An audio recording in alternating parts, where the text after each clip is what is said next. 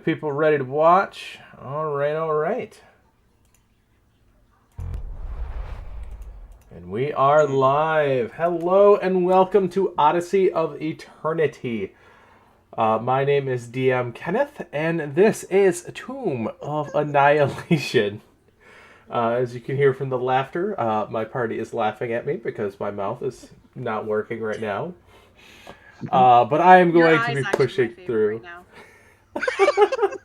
That was terrible.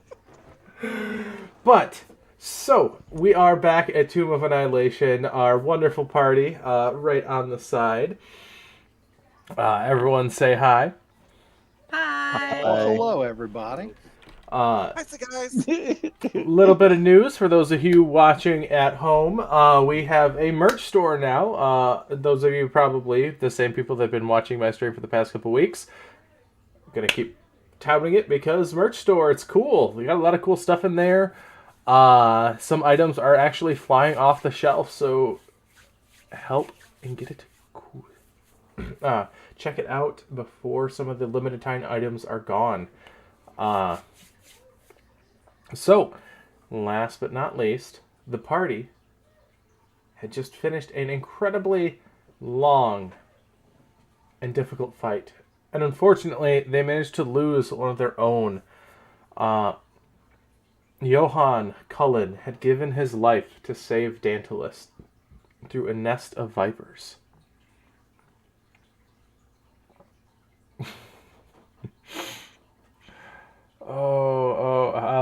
Lost Oneros, thank you. All the snakes will definitely sound drunk now. As Johann pulled Dantalus out of the drunk viper pit, the vipers attacked Johann and ended him. Dantalus woke up briefly to see Johann pulling him out as the snakes were biting into him. The venom coursing through his vein. He's barely able to pull him out to safety before Johann eventually succumbed to the venom. The party continued to fight on as they managed to aggro just about all but one room in this place, the Fane of the Night Serpent. And as the party continued on, a crash occurred from the main door as a giant murder ball of goblins came through the front gate. As a Deus Ex Mug rolled a D100, and the goblin tribe came to aid the party. So now once more, Mug has rejoined the group. Mug, your goblin murder ball at this point has faded. You have just a few retainers left that have hung out around you. There's still a lot that are about, but for the sense of mechanics, I've got like 3 or 4 in my mouth. yes, those are probably his retainers that haven't left because the rest of them have. They're starting to. I'm just an armored personnel carrier. Yeah, that you are. So, what is up for the players? What are you guys going to do here? So I can stop talking for a second. APD Armored Personnel Dana. Fuck. Armored Personnel. Real quick, where were my party? I believe it was me, Miss Brightwing, and Ostrom. Where did we end?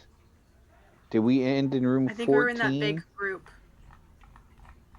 I'm pulling up the map right now. The door after you Yeah, realized we had just that you had a key? burst in there. Yeah, you're in room 14 right now. Oh, okay. Yeah, because you keyed somebody. Yeah, we're on our. I'm working my way to get back to 13. But for the intents and purposes here, you guys can all be rejoining at 13 at this point, if you need. Isn't that where our stuff is? That is where your stuff is, yes. Because Kismet was in the main area there, and he's able to direct you to where your gear's located. Is that where the priestess fell? Was that where what fell? The priestess fell. The priestess fell up by area 5 up top. Yeah, while Oh, they're doing okay. that, Sebastian is going to be searching that room and the priestess. Okay. So on the Gooder's priest. main. Oh, sorry. So Honoria, would you like to tell him what he finds on the priestess? Yeah, so she's actually, if it hasn't fallen off by now, wearing a very beautifully, intricately crafted circlet. It's golden and it goes all the way around the head, and it's just carved with these beautiful like vines and like sun symbols and whatnot. And then right in the center of it, it widens a little bit and insets like a jewel that you have like never before seen in your life. Somehow it's clear, but somehow it seems to be every color, and it's just the circlet is actually. What's your alignment? Yeah. Not What's not your not alignment? lawful good. Let's just say that. Chaotic. Chaotic. It is quite warm to the touch, almost burning your fingertips, but then it kind of settles and it's just a nice warm touch in your hands, and it's almost like it winks at you. It gives like a little flash and then it just sits in your hands Yeah, very warm. she's not chaotic. No, Mug is just chaotic. There's no Yeah. secondary thing. He's just chaotic. Sebastian will look at it. Oh, this is beautiful. I'll have to Yeah, show this to Dantalus later. Puts it in you're her not getting backpack. that back. Yeah. It's hers forever now. It'll eventually get back to you, Honoria. You didn't handcraft that item for it to be stolen from you by another player. You're not supposed to tell her that right away. She gets to sweat a little while.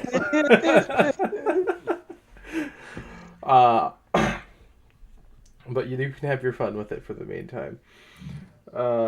So there, you find that you don't find really anything on her except for a key ring that seems to be for all of the manacles and shackles in here. And you also find a symbol of Dendar, the night serpent, around her neck, worth about 25 gold. I'll pocket both of those. You also see the room behind her. You find a large stone urn that stands about 4 feet tall and weighs about 250 pounds with a stone lid firmly on it. There is a chest that is cracked open here in the back. And a room is full of pillows. You said the chest is cracked open. Like, is it broken? No, or it's just it was a little. It wasn't closed all the way. I'll make sure that there's not like a little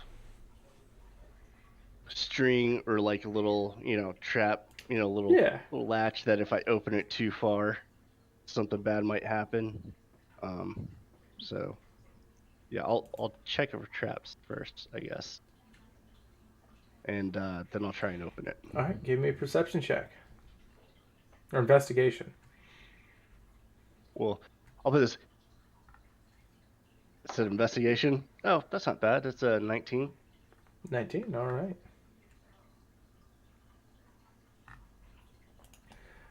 The chest does not seem to be trapped. Yeah, I'll go ahead and open it then. Okay. Oh, I should have gave myself guidance. Oh, well, too late. So you pop open the chest, and in it seems to be 200 gold pieces laying about, a black leather quiver embroidered with a quartz-studded star map. Wow, all of these words are really hard to say when your mouth is... and a ceremonial dagger and a gold scabbard embossed with the scene of stampeding jungle animals. It's most fun when you look at the Peter Griffin gif in the group chat and listen to you, because sometimes the words that you say match up with his mouth movements, and it's just truly precious. Yeah, I'll go ahead and I'll put all those in my backpack. All right. You said that was 200 gold? 200 gold, and the quartz-studded star map is worth 75. or that's the quiver with the star map on it. Okay. A ceremonial dagger with a gold scabbard is worth about 25. So about 325 gold worth total with the symbol on her neck. Okay. Are we in the room that has our stuff on it? Like, can I get my armor back? Yeah, you guys, the three of you guys, Honoria, Astrum, and Gooder, get and Kismet, you guys get to the room with all your stuff. The first thing Gooder does is you see him like frantically look for his belt. And he puts on his belt, and when you see him clasp it, he's just like, whew, okay. Meanwhile, Now, Kismet is going up to the others, now completely free of manacles, with the key that he has. And like, do you guys want to be out of your manacles? Because I got the key. Yes, please. I will undo the manacles on everybody. It's good to see you, Kismet. Thank you. I'm glad we're not dead. Yes. As you hear angry Sarkasukis from further on in the... Well, not dead yet.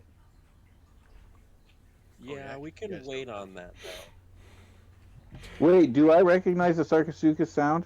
Yeah, you know that what that is, and the four of you guys have not known that Johann is dead yet. Yeah. Or that Mugmug has shown up. Yeah, you just heard the goblins, and Where are the others, Kismet? My guess is towards the place we entered. However, I'm in no current condition to go searching. Oh, I'm sorry. And I go and I lay hands on and I give him 9 points of healing. If I may. Kismet. absolutely can. Says, well, I do very much appreciate that.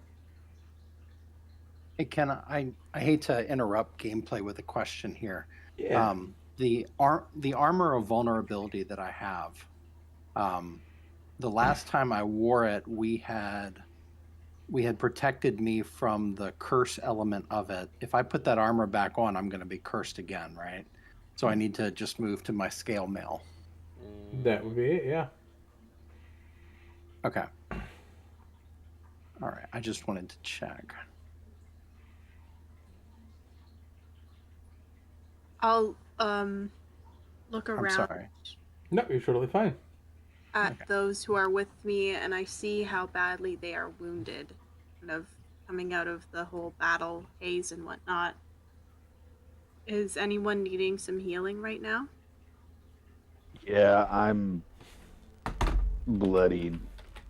I'm severely low for me. Let me look at my spells here then. Gooder, Kismet is going to walk over to you and give you a pat on the head with the healing hands.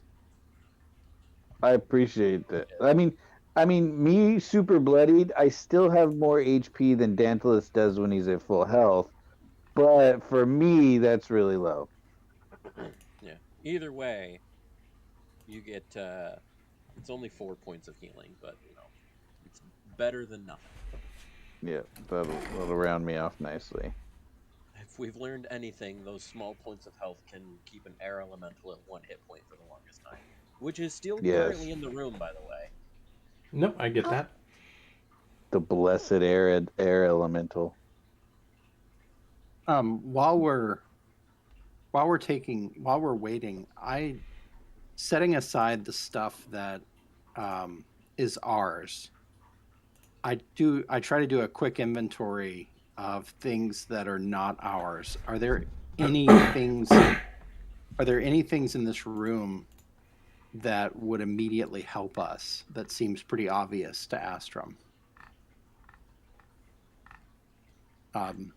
Big items, be healing potions or things like that. Like anything that stands out. So Don't forget there's also So 2 rooms. Yeah, in this room, you find it contains 50 bolts of cloth, 6 crates of bronze bars, 3 barrels of salts and spices, 3 chests containing rope, oil, lanterns, paper, and blankets. You also find a box of about 5 standard healing potions.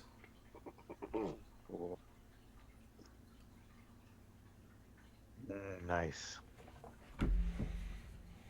Do we see the other parties' things? Yeah, Like, do I see you do Tantalus' see. stuff? Yep, you do see. I'm all that. definitely swooping up that stuff. Like, Gooder doesn't care about any of the other stuff. He goes to make sure he gets the party's things. Yeah, we can come back for the other stuff. I do grab the healing potions, and I actually drink one. Okay. Would it just be our equipment that's in here, or actually, since I've been here for a while, would I have to be looking for my equipment somewhere else? No, your equipment would be here as well. Okay, so my like clothes would be here as well. Too? Yes. Okay. Oh yeah, Kismet puts back on his normal outfit.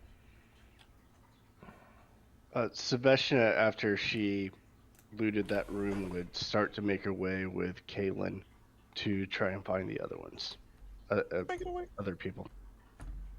Okay. Kismet is also going to walk up to Honoria and hold out a hand and say, "Well, this is a weird way to meet, but my name is Kismet." Hello, I'm Honoria. It is good to meet you too. And you're with the Gooder, and We are a traveling the Horned One? We are a traveling group, yes. Gooder puts his hand on Kismet and he goes, "We're together too." So you're the together. You're what did he say? We are the family. Yes, that was me who mentioned that. Oh, it's good to meet the family. Oh, and I'm Are sure there you saw, and I snap more? my fingers, and Watcher appears on my shoulder. It is the small fox that was looking down at you. I'm sure you saw Watcher in the cages. And she slowly reaches out a hand looking at the fox and she goes, "May I?" Kismet just looks over at Watcher. That's completely up to him. I don't think he has an issue with it, but Oh, that is who I am asking. And so she slowly reaches out a hand to let him decide whether or not he'll allow her to give some scratches. And just so to be a bother, I'm gonna use my speak with animals to hear what Watcher says, just to make Lord God speak in Watcher's voice right Really now. making him work a lot here. I thought we were gonna be nice. No, it's just us trying to thaw out his jaw. So Watcher lets out a string of actually quite kind words to her this time, as he seems to have taken a liking to her. That is really unusual for Watcher. Gooder just looks drop-jawed at Watcher and her, just oh. So I just try to find his the spot with animals and whatnot, and I try to find the spot, and I take note of the places he doesn't like being touched and the places that he does like to be touched. And then I'll thank you. It is good to meet you too, Watcher. And then I step away. And are there more of the family? There are, and Yep. I'm gonna go find them. Astrum says. Me too. Well, you're not going alone. Am I allowed to come? Of course. I mean, yeah. We have a habit of picking up people, stray people. We're a bit of a ragtag group. All the time. You better be careful, you might end up one of us. Astrum says with a grin. I just kind of smile back.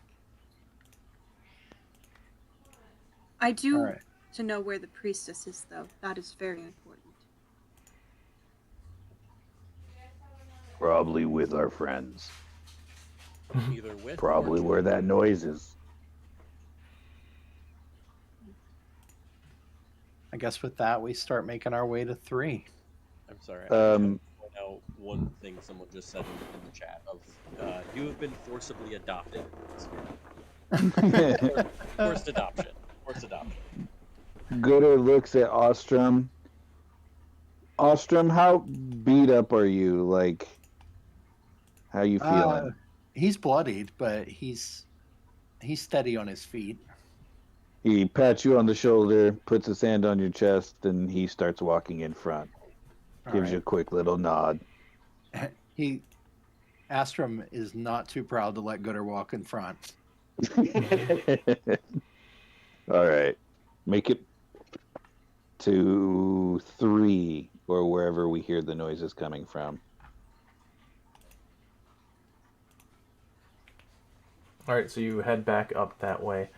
And as you guys come around the corner, you guys get into the large room as you see a bunch of goblins sort of backing up away from a snarling Sarcosuchus with something in its mouth. Is this Sarcosuchus the standard colors? No, it's not. This is similar to the one you noticed, but with one red line of scales. I brandish my spear and my shield now that I have them, Kismet and I just get into battle stance. Kismet just puts a hand out behind him at her and just says, "Don't worry."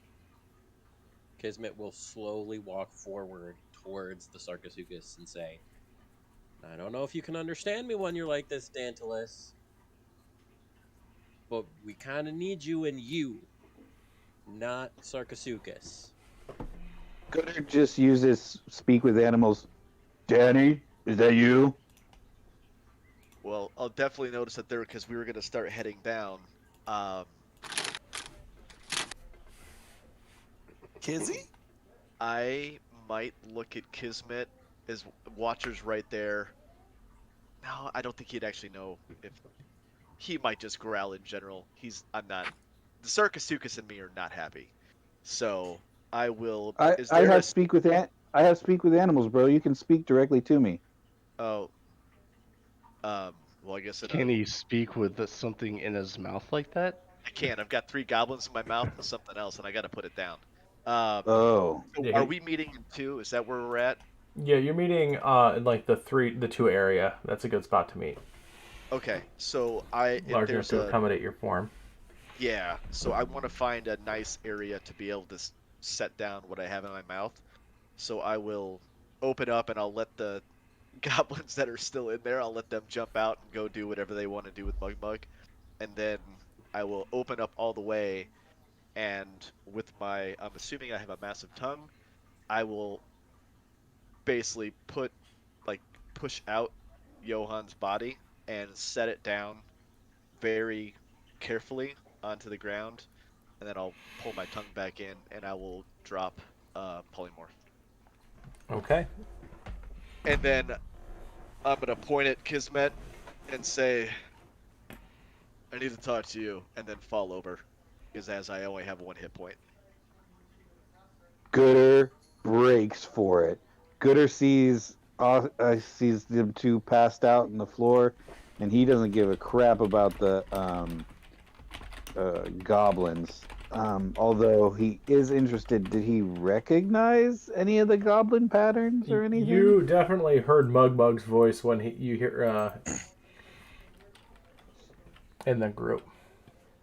It's hard to not know Mug's name. Or right. Mug's name. Blah, blah, blah. God, that's hard to say. I think Mug's voice. I think the collapsing of Johann would supersede the arrival of Mug. Sorry, Mug, but Gooder doesn't like losing people. Oh, you're still fine. You're still okay. He's to get it. You will see though. Johann's body does not look very good because it was poisoned. He did mention that, so his body's going to look a little weird, which is why I was trying to set it down gently before it fell over. Yes, he is. So Gooder freaks out, roars. Astrom's right there with him. runs over there. He like starts nudging Johann. He's not moving, and he looks over. Yeah, Kismet is next to would already be next to Johann's body and doing the typical like checking. Can I? So I see this and I look who's closest to me by now. Like, see, I'll Did look you follow us over? Yeah, so I'll look at Astrom. Probably and I go, Astrom. Is this family? And I point over to where they're kind of. Yeah, Astrom kneels down and looks back to Honoria. Yes, they both are. Okay, so then I just stand up like super straight, and I get close to the people around me, but like kind of let them have their space. And then I do like this weird thing with my hands, and I will cast a mass healing word. Sweet. And just cast spells on people because Okay. I'm at this point thinking that this is the whole family. Sorry, Lady Sebastian. Oh, that's fine. And so then I just like let it basically like roll off of me, this mass healing word, like heat waves. And so I will cast this spell. What level? I'm going to cast it at why not? I'll do 4th level. So glad to have a cleric in the party. Mm-hmm. Straight up cleric. Word. 1d4.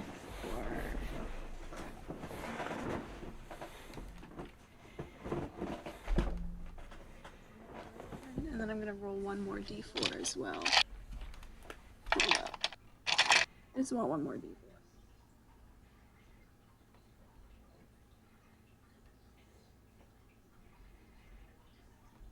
So it's only 9 points of healing. Nice. It gets me to double digits. Yeah. I'm feeling like I can fight again. I'm feeling like I could go. I could jump in again. So funny. That took me right up to about half health. So odd that you say that you could fight. Is remember that fun really little, sorry guys. Fun My bad. little spell that you guys are all under. Now that you guys are all geared up and I don't even have my clothes on yet. I would have. Oh yeah, you were unconscious, but I would have handed out stuff. Okay. I'm confused. Should I be confused? Not yet. Yes, Yeah. You should be very confused. Yeah, because Does this apply to me or? No, this is before you came. no, I'm not that mean. You guys keep going. I'm just messing with you guys because you guys have been Oh, messing I with was me all gonna say, night. like, Dare you? I'm like, we didn't dare you. I just remember what he said. The opportunist. I now do not feel bad about making you talk more. Yeah, if you're gonna use your words to inflict this like that, then mercy. You see,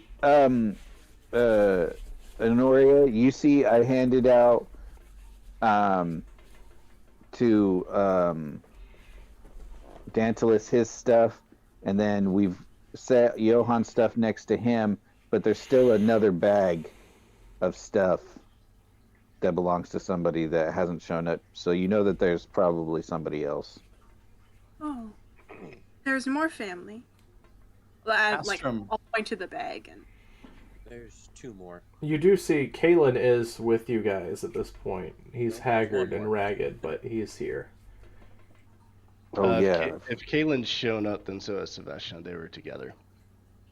Yeah, Sylvester and Kalen both come around the corner at this point. Then Kismet will look up and go, I mean, technically not anymore, because there they are.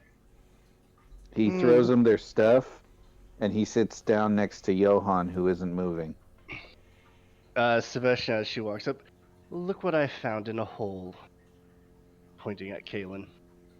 And of course, she's used prestidigitation to clean herself up, so she looks immaculate. Even if she's like kind of like limping a little bit. And as you say look who I found, and you sort of point to Kalen. And as you say, a hole, a Fey portal opens up underneath him. Wonderful. As he falls right into it, as the butterflies disappear as the portal closes. What the hell? Gooder freaks out. Gooder just like dives after the hole, who leaves after Johan. I'm guessing jumps into the dirt, but Gooder just roars and like looks frantically, and then looks at Kismet.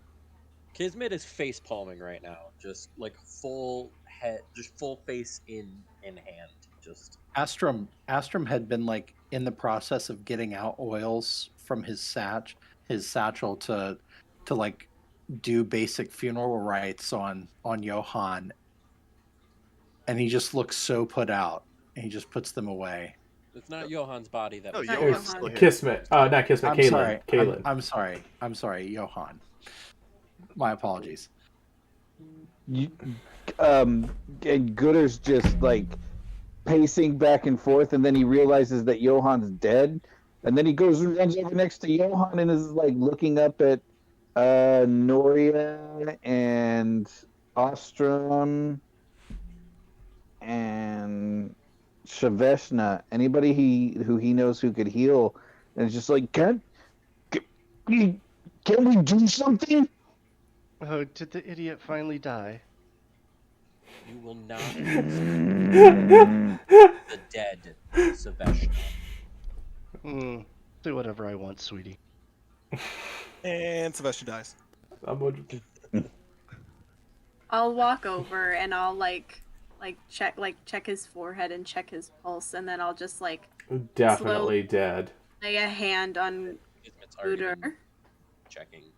Astrum begins to gently anoint Johan's body. Okay, what were you saying, Noria? Oh, I just was basically saying that I just kind of slowly touch Gooder, and I'll just, Gooder, there's nothing else we can do. He's gone. Be beside him. No, Gooder starts freaking out. I'm assuming you were next to one of those pillars.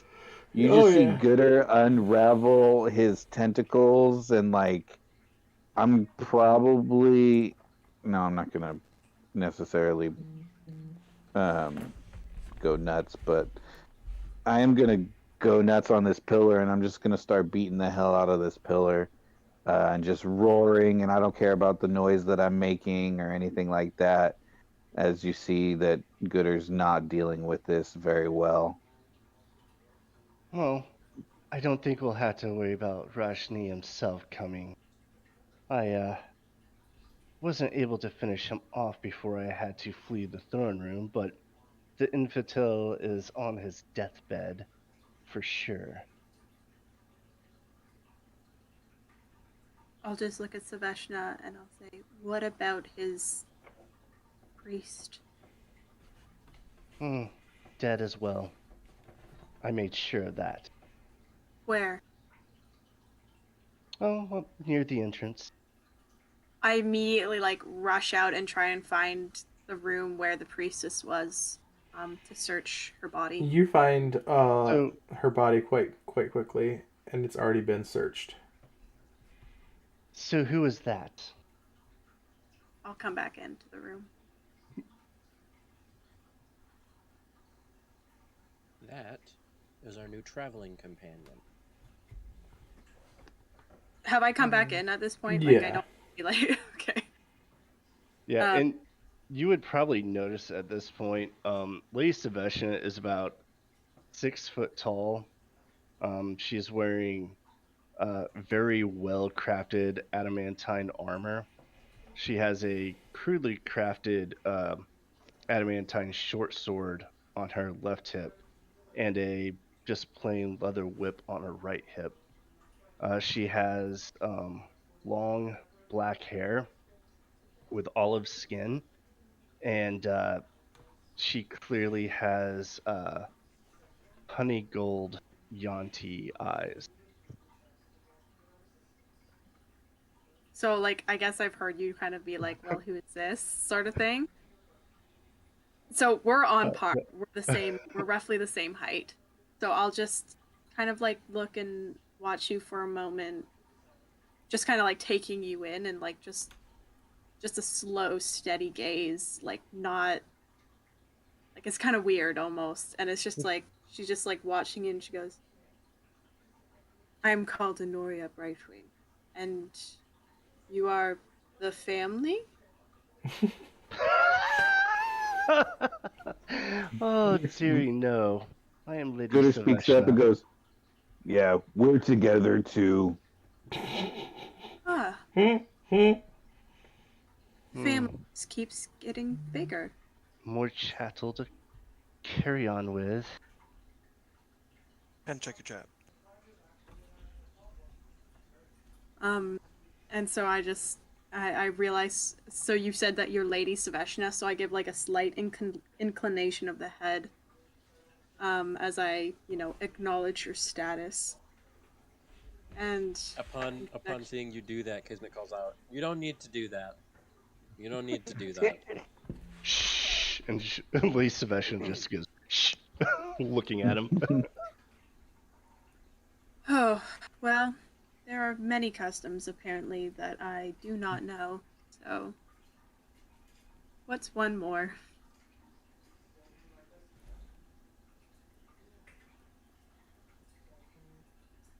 I suppose that's Gooder's, no, sorry. Gooder's just like, after he gets tired beating up the pillar, he'll just go sit next to Johann and Ostrom giving funeral rites. He's just gonna go sit down and mope. We're not doing this here.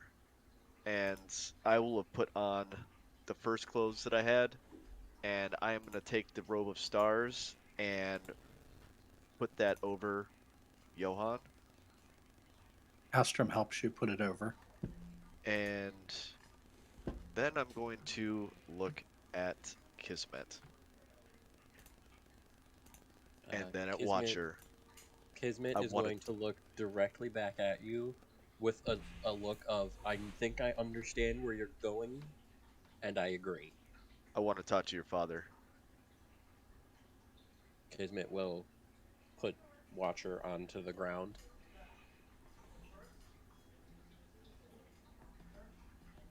Watcher sits on the ground, looks up at you.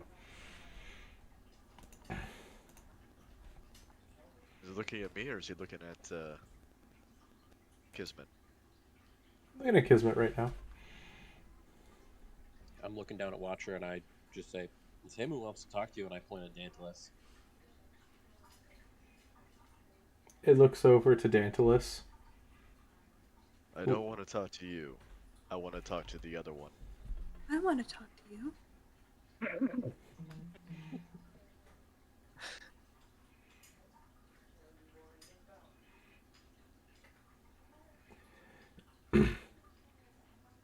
It looks up. Sticks its tongue out at Kismet. And a whole Fey portal opens up below you, Dantalus, as you fall through. I try to reach for him. I go for my tentacles. Can I grab him in time? Give me a dexterity check. I'm sorry. You can't just blow out Gooder and not have him friggin'... I would say, actually, you were beating up one of the pillars, so you're a bit away from this. You wouldn't have the ability to do this. Yeah, that's fair. I just realized where you were map-wise. But Gooder's freaking out. Gooder's not coping very well. He's losing people left and right. He's actually starting to get scared. He puts his tentacle on Ostrom's shoulder and his other tentacle on Kismet's shoulder just to make sure they don't go anywhere at this point. Kismet is also going to call out after that happens with Dantalus. I think it would be better if we were all part of that conversation.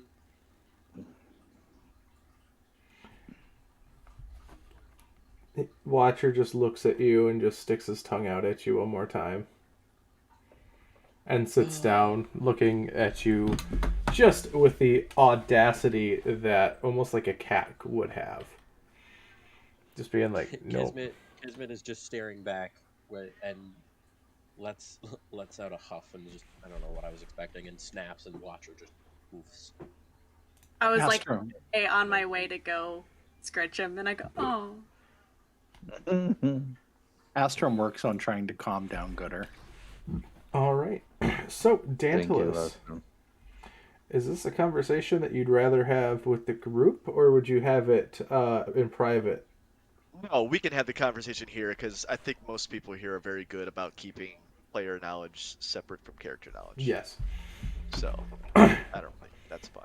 All right. So, as the portal opens up, as you fall into it, you hear a whole lot of crazy noises. You hear almost what sounds like a shoop, shoop, shoop, shoop, shoop, shoop, shoop. As you realize you're almost in a slide, like a fire escape slide. And the shoops are the segmented parts of the slide that your bottom's hitting. Awesome. After a while, you get forcibly ejected from this as you find yourself at the side of a table. The table is heaped with different teas and teapots, different little crumpets and little bits and bobs of edibles. As you see a man sitting at one end, a smirk on his face, large fox features, sitting there, his foppish green hat on the side of his head, sort of haphazardly. Very much looks like the old Disney animation of Robin Hood with the fox. Okay. All right. A mortal has the audacity to ask to speak to the manager. This intrigues me. The audacity, huh? As he's eating a bowl of ice cream. Going to Doesn't he owe Johan money? calm myself a little bit and look at him and just say,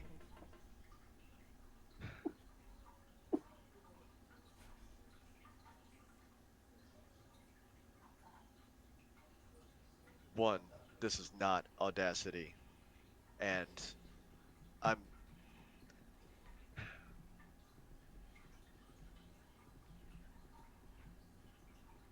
you and what you've done has so many consequences to different people that you have just drugged down here. And myself, I don't mind.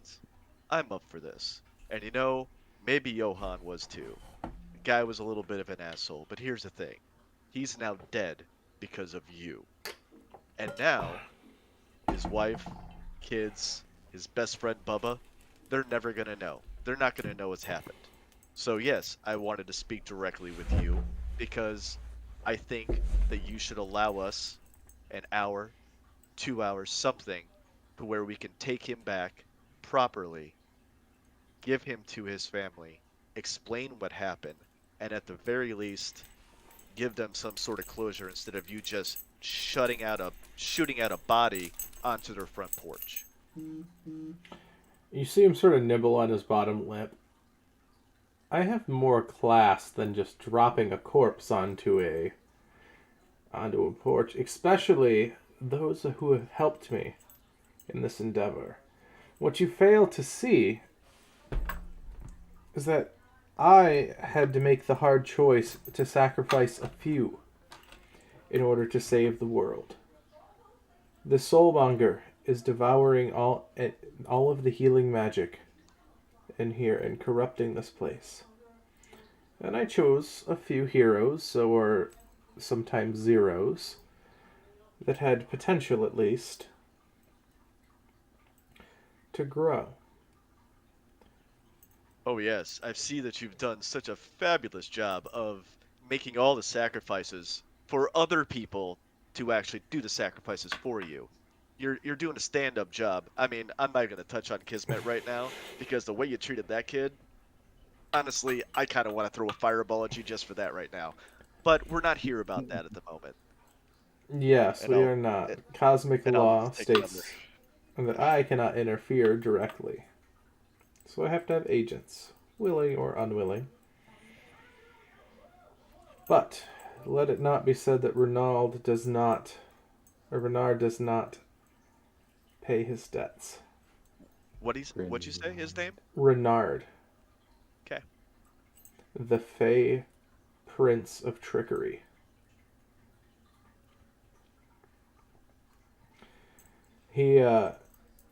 I did owe Johann some money. And yes. his clan that he married into, one of his clanmates was an instrument for one of my other ventures into saving another place. So I at least owe it to Mickey Kindheart to allow this. However,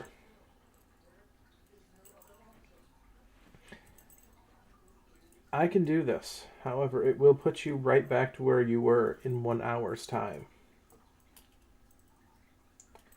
And if you are in the middle of something, it will slingshot you across the plains back to this place. I cannot prevent that.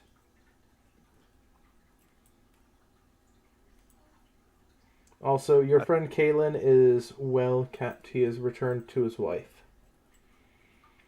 He was captured by the Yuan-Ti before I could intercede. And I apologize about the hardships in which he had to endure. Well, I think some of the hardships are more being bore by one of our other, well, I guess we're all family now, Gooder. As you can tell, he's not taking all this separation very well. So maybe just, and I know that you kind of, based on your personality, it seems that you just like to do things and do them for the shits and giggles. But maybe not do it so abruptly where you freak him out and then he's punching things and God knows what's happening back there right now and I'm here, just trying to make sense of what you're doing and make sure people are being treated correctly, especially somebody that died saving my life, which I'm still not really happy about that, but I owe him for that, and the only way to do that is coming through you, and I figure as one noble talking to a prince, then maybe we could have come to an agreement, which I'm glad that we did. Yes, this is... And he sort of pulls out a piece of paper out of the air. Let's see, how much did I actually owe Johann? It was a lot. Like, I can't remember the exact amount, but it was a lot. You see him look, and you're almost pretty sure he scratches off a couple zeros.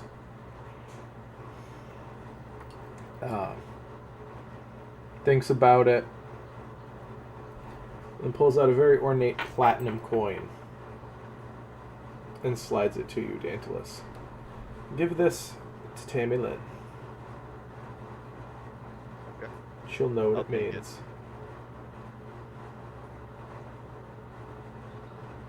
Well, I do appreciate your willingness to meet with me, and I understand that I was a little aggressive, but based on what just happened, I didn't really... My temper occasionally gets the better of me. I usually try to keep that in check. You are absolutely fine as his spoon clinks into the ice cream bowl once more. I would just look at it like... I had some incentive to listen.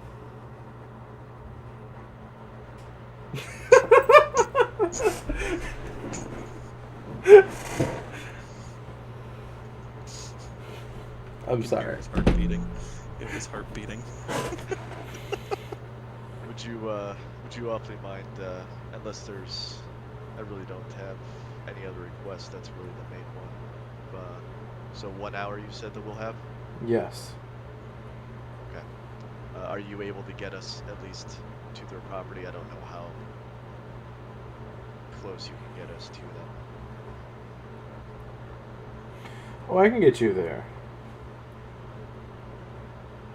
But what I need you to do is once you're back with your group, your friends, I need you to all gather them in a spot, and I need you to have them sniff this as he hands you a pepper shaker. Does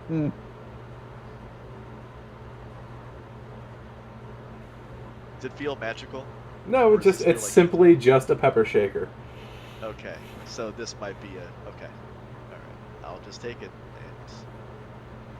That is fucking hilarious. Can I get a sniff of spice? Over here. I'm dying on you over here. My players of a different campaign that are in this group know what this is referencing. So he's like, all right, well, have a good trip. As he says that, he tips his hat to you. The first step's a doozy, as the chair that you're below just ducks down through the floor. As you start yet again sliding, this time with a very fancy ornate wooden chair. Gonna do it. Ha! And as the portal reappears, this time not below, but above you, as you just sort of land on the chair in the middle of the group, holding your pepper shaker in one hand, a platinum coin on your lap, and a cup of half-drinking tea in your hand. I don't remember drinking the tea. What did I? All right. When you get back, Gooder rushes over to you and just looks at the tea, very confused. He just grabs your head and shakes it a little bit, like good, glad you're back. And then he looks confused, and then he goes, mug. Mug. Where's Mug? We actually don't have time for this. I need everybody to get into a circle really quick, and I need Johan in the middle. Now. We're leaving? Interesting. Okay. Why? Yeah, we're gonna talk about your father later. Anyways. That's fair. And I will take the pepper, and I will pour a little bit into everyone's hands. I'll take it Nori's hand. You're coming with us. I can't leave now. Well, we'll be right back. In the middle of a battle, when the leader of these heretics is almost dead, we're just gonna Veshna, you shut take the this fuck up body right now. Well, we have an hour. We have an hour. That's it. So, and I'll do that, everyone. You have to sniff the pepper, and I don't know if it's magic. And then I will Okay. sniff the pepper. As you're saying that, the wind elemental actually takes it gets sucked into the jar of pepper as pepper just starts peppering the entirety of the room that you're in. You guys all start getting that stuffy feeling up in your nose as you guys all sneeze in unison and find yourself in a swampy marsh. Nice. Small village going out up and around. Absolutely no idea where we're at. Can somebody carry Johan? And I guess we'll find directions. Aaron, I'll let you take this from here, as this is into your lore at this point. Gooder picks up Johan, but he starts going, Mug. I know this is you. So, you guys teleport into basically the center, right next to a big well, of a pretty, almost seems run down, but not quite run down. Probably 2 or 3 months away from being run down, barely upkeep. Plan of a complete ramshackle of people.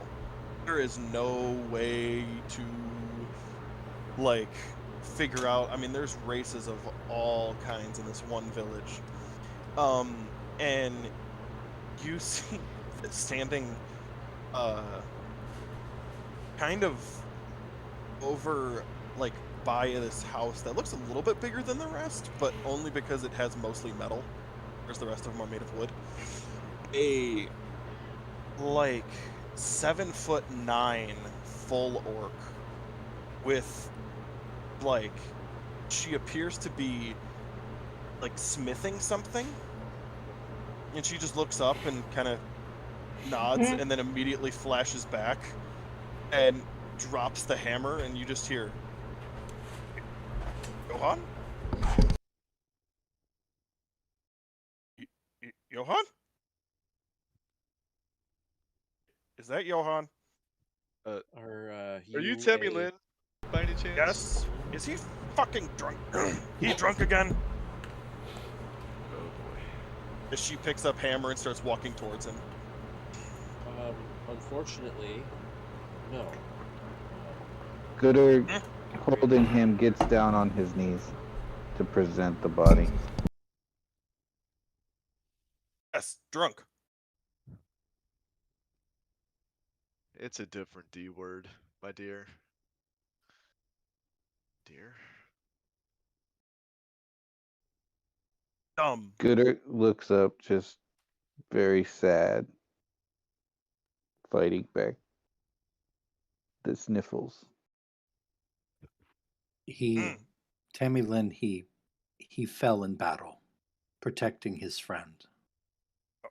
Oh. As the hammer slowly falls from her hand and makes an active crater in the mud. Oh. I'm so sorry. There was nothing we could do by the time we got to him. As she pulls her hands up and makes an like massive clap that echoes throughout the entire village, everyone kind of stops. And Tammy Lynn yells out, "Here! Ow!" As everyone in the village starts kind of coming like out of their houses and everything like that. And you see two kids, both they appear to be twins, step out that are half orcs that have Johan's distinct jawline and hair color. Aww. And they're like, "Yes, Mom? Yes?" And I don't know, you guys probably don't speak Orcish. Just Mm-mm. yeah. She yells something in Orc as both of them have this beyond shocked look in her face. And it's just stepping out from one of the houses, you see a one-legged Ith, because you guys never returned his fucking leg.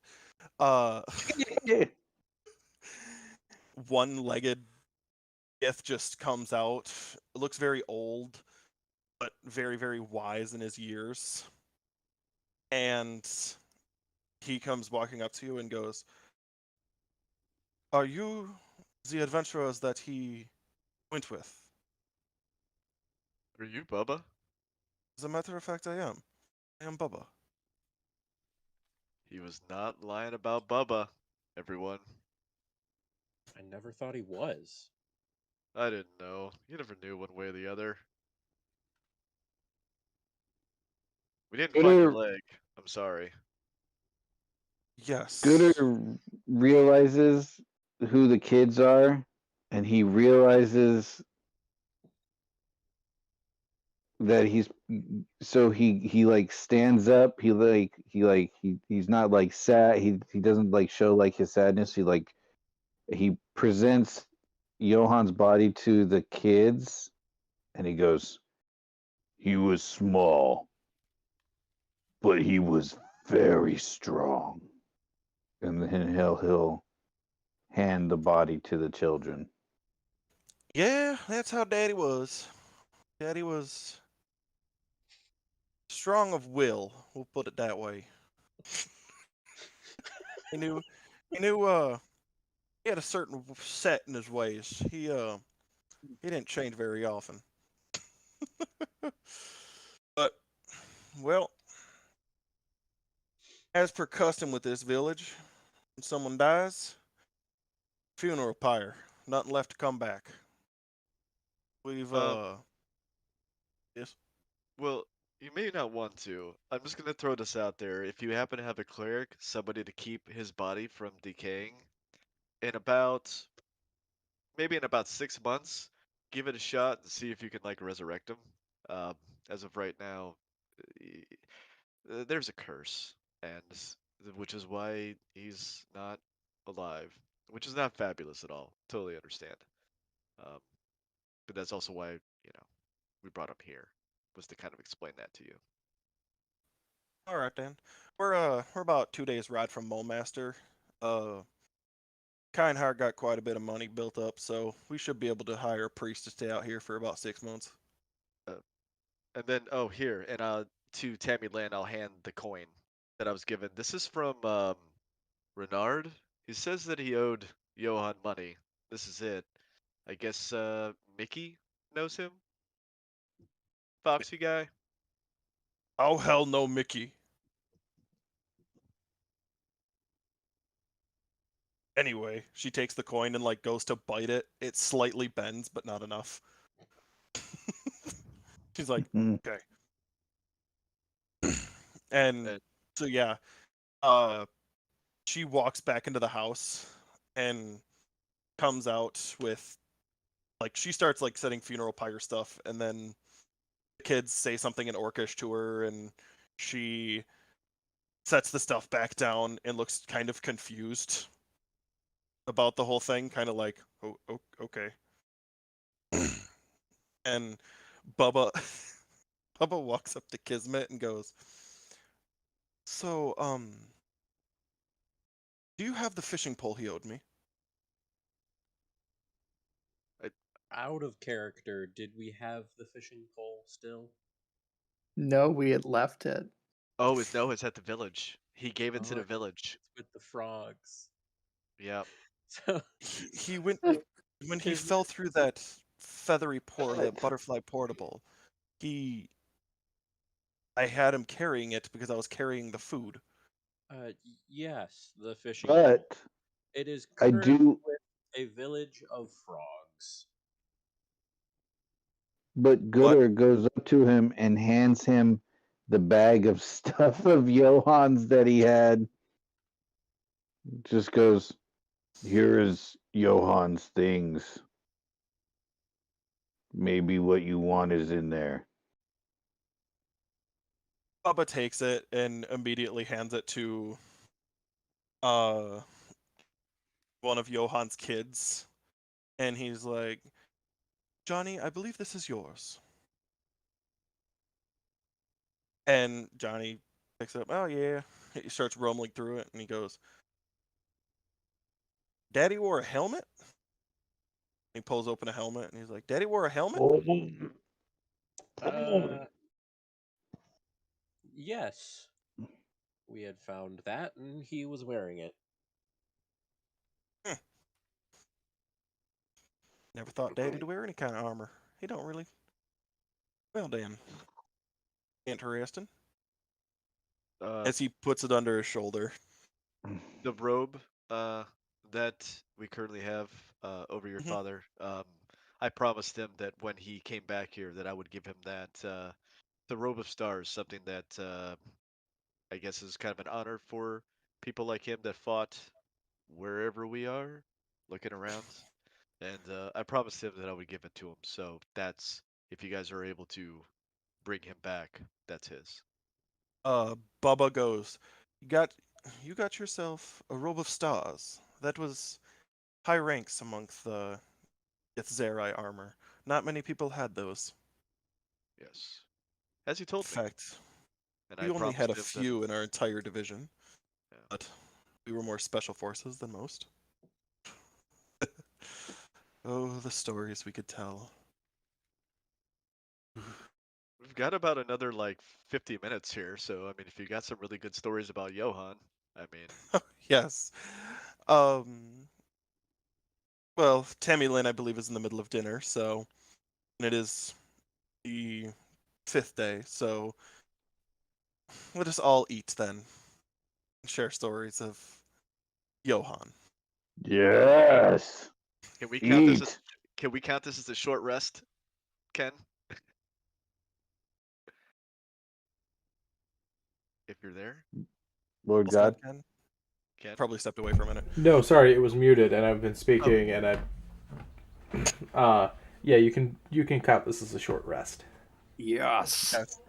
So, um, Tammy Lynn is cooking up a very you don't know what kind of meat it is, and you're afraid to ask. Uh, but it tastes freaking awesome. I wanted to get my circle and attuned to it during a short rest, but So as you take your first bite into the meat, the hour ends as cooking takes some time. As you She each was get already like cooking it. Yeah, we had like 50 minutes. I Yeah, she was in assumed the that. process of cooking it when okay, she well, wasn't. She was cooking and then yeah. funeral pyres take a while to gather the wood. So you They guys weren't are. going to do a funeral pyre to bring him Oh, back after the okay, okay. yes. So, uh, Tammy Lynn is kind of quiet throughout the entire thing. She don't really talk, and you kind of the words that she says, you realize she's not good with words. She kind of lets her sons do most of the talking. It's Johnny and Johann Jr. That's who it is. Um, Johann Jr. because he was first, and Johnny because they weren't expecting twins. um, you realize she's not good with words at all, so she doesn't really talk very much. She mostly speaks in Orcish, just from that's how they are. But yes, Bubba tells a few interesting stories. Time in the war that probably the most notable, that would be probably the funniest, is when they stormed the Elder Brain that was hiding inside of an asteroid, and how they were only able to figure out where it was because all of the minor ships were leaving it, as in like minor like mining ships. And you realized that the asteroid wasn't getting smaller. So they somehow managed to tame an astral dreadnought and plow its face directly into the asteroid. Took about 300 of their brigade to tame the stupid thing, but he did it. Uh, yes, and my favorite part was Johann was on the damn thing's nose. And I still don't know how that son of a bitch survived. I do not know. The fucker face planted into an asteroid. And the whole time he was laughing. Well, that sounds about right for him. Oh man. He was a wonderful guy. In 6 months he might still be a wonderful guy, but alas, we shall never find out. Well, if he is and he does come back, let him know I said thank you for saving my life. It was Will do. quite fabulous of him. Make sure you tell him it Will. was fabulous. He'll get it. Yes, yes. You guys do notice in his backpack he has like a lot of letters that he's written, Johann, and they're all in Orcish, so none of you can quite understand them, which they look like scribbles. Oh. So, because handwriting isn't great for someone who barely learned Common. Uh, but yes, after the hour, everything goes up, and they're all very happy to see his body returned, and someone in the village has already left to go see a priest to be brought out here. Astra makes it a point to try to get Bubba just to have kind of a one-on-one conversation, and offers up a bag with 400 gold in it just to try and take care of Johann's family while he's unable to do so. You see, Tammy Lynn comes from a incredibly wealthy family, so any generosity is much unneeded. She is a kind heart after all, and kind hearts are influential beings in many realms. He In nods. fact, the one Mickey has made much fortune across in a different realm, raging against a war that should never have come. All right, But he those holds are on. stories for another day. All right, I'm glad to hear they're taken care of. And he holds yes. on to his money. And in fact, Tammy Lynn is the town armorer, so she is she's taken care of in the village to make sure everything was done. Especially Johann Jr. He tends to light things on fire. We have to watch him. Johann had a sugar mama. Yes, he did. Somehow this is just not surprising. That's very Johann. That was out of character. It was. Oh, I just assumed that was in character. Yes. So, right, yes, that's all. I think For Nori was going to say something before I cut yes. her. I think I cut you off. Did I cut you off? No, I'm just concerned about my circlet, and I just want to know if Saveshna takes it out and looks at it at all. If she had a chance, well, that kind of depends. How into the whole proceedings was Dantalus? Was he like pretty much with the whole like procession, the stories, or would she have had time to pull you aside to get you to identify something? I think during some of it, I probably we're talking 10 minutes. I probably wouldn't have had a problem doing 10 minutes just because I know what we're going to be walking back into as well. And it's something I can listen to stories and also concentrate before we're eating, or I could have taken a Well, break. she wouldn't have done it in front of everyone. Oh, okay. She would have pulled you aside out of the way. I'm trying to see if I can send you the sun circlet information if you need it. Oh, okay. Well, I mean, we can do this really quick if you want. But I would like to, make sure that we're present for Johann and his wife, or his wife, Johann's wife, and everything. So I will take a quick 10 minutes and cast Identify on it. Okay. Oh wait. No, I have it prepared. I forgot. I was smart because we kept running into the whole thing where things were stupidly cursed. Yeah, so no, I don't have to do that. It's 1 minute. So 1 minute and a first level spell slot. So I will cast Identify on this circlet. This thing is actually kind of. I don't think this will fit me though. Well, I don't know. How do I look? Do I see any of this Do I look happening? fabulous? Seeing how you're pretty preoccupied in trying to find that circlet, I would probably say you would eventually see those two.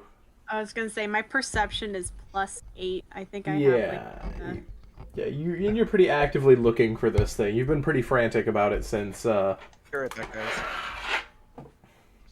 So I guess if I would probably catch like the sunlight because I guess we're in a sunny place now. Yep. Catch on the jewel in it, and my attention is arrested. Like just automatic falcon eyes over to Dantalus and Lady Saveshna, and I walk up and I go, "Where did you get that?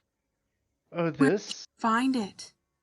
Oh, I pulled this off the priestess. Isn't it lovely? It's quite beautiful, isn't it? That's mine. Thank you so much for finding it. I have been lost without it. And Insight check. I start to reach for it. Saveshna will hold it out to you, and before your hands can get there, she just drops it. Oops. Sorry, got a little dirt on it. I try to catch it as soon as as quickly as possible. Like if it drops on the ground, that's not a big deal. Yeah, she wouldn't have let you get close enough to be in arm's reach of it. Do you allow me to pick it up? Unless she dives for it, I guess. Me or you? You. Oh, Sebastian would just drop it Just towards a drop mud it? puddle. Saveshna, by the way, I guess you have to be good in order to use it. So I don't know how good you are. I mean, you're not in those first two levels of alignment? I don't know. I'm just throwing that out there as information that I gleaned. Okay. So Lady Saveshna, if you're not in the first two, what is it? It's good and neutral. If you're not in those levels, anytime you touched it, you probably would have gotten a little burnt. It would have been like touching a hot stove. So anyone, yeah. So just you might have a couple blisters on your fingers, sort of deal. Surprisingly, it doesn't get muddy when you dip it in the mud pit.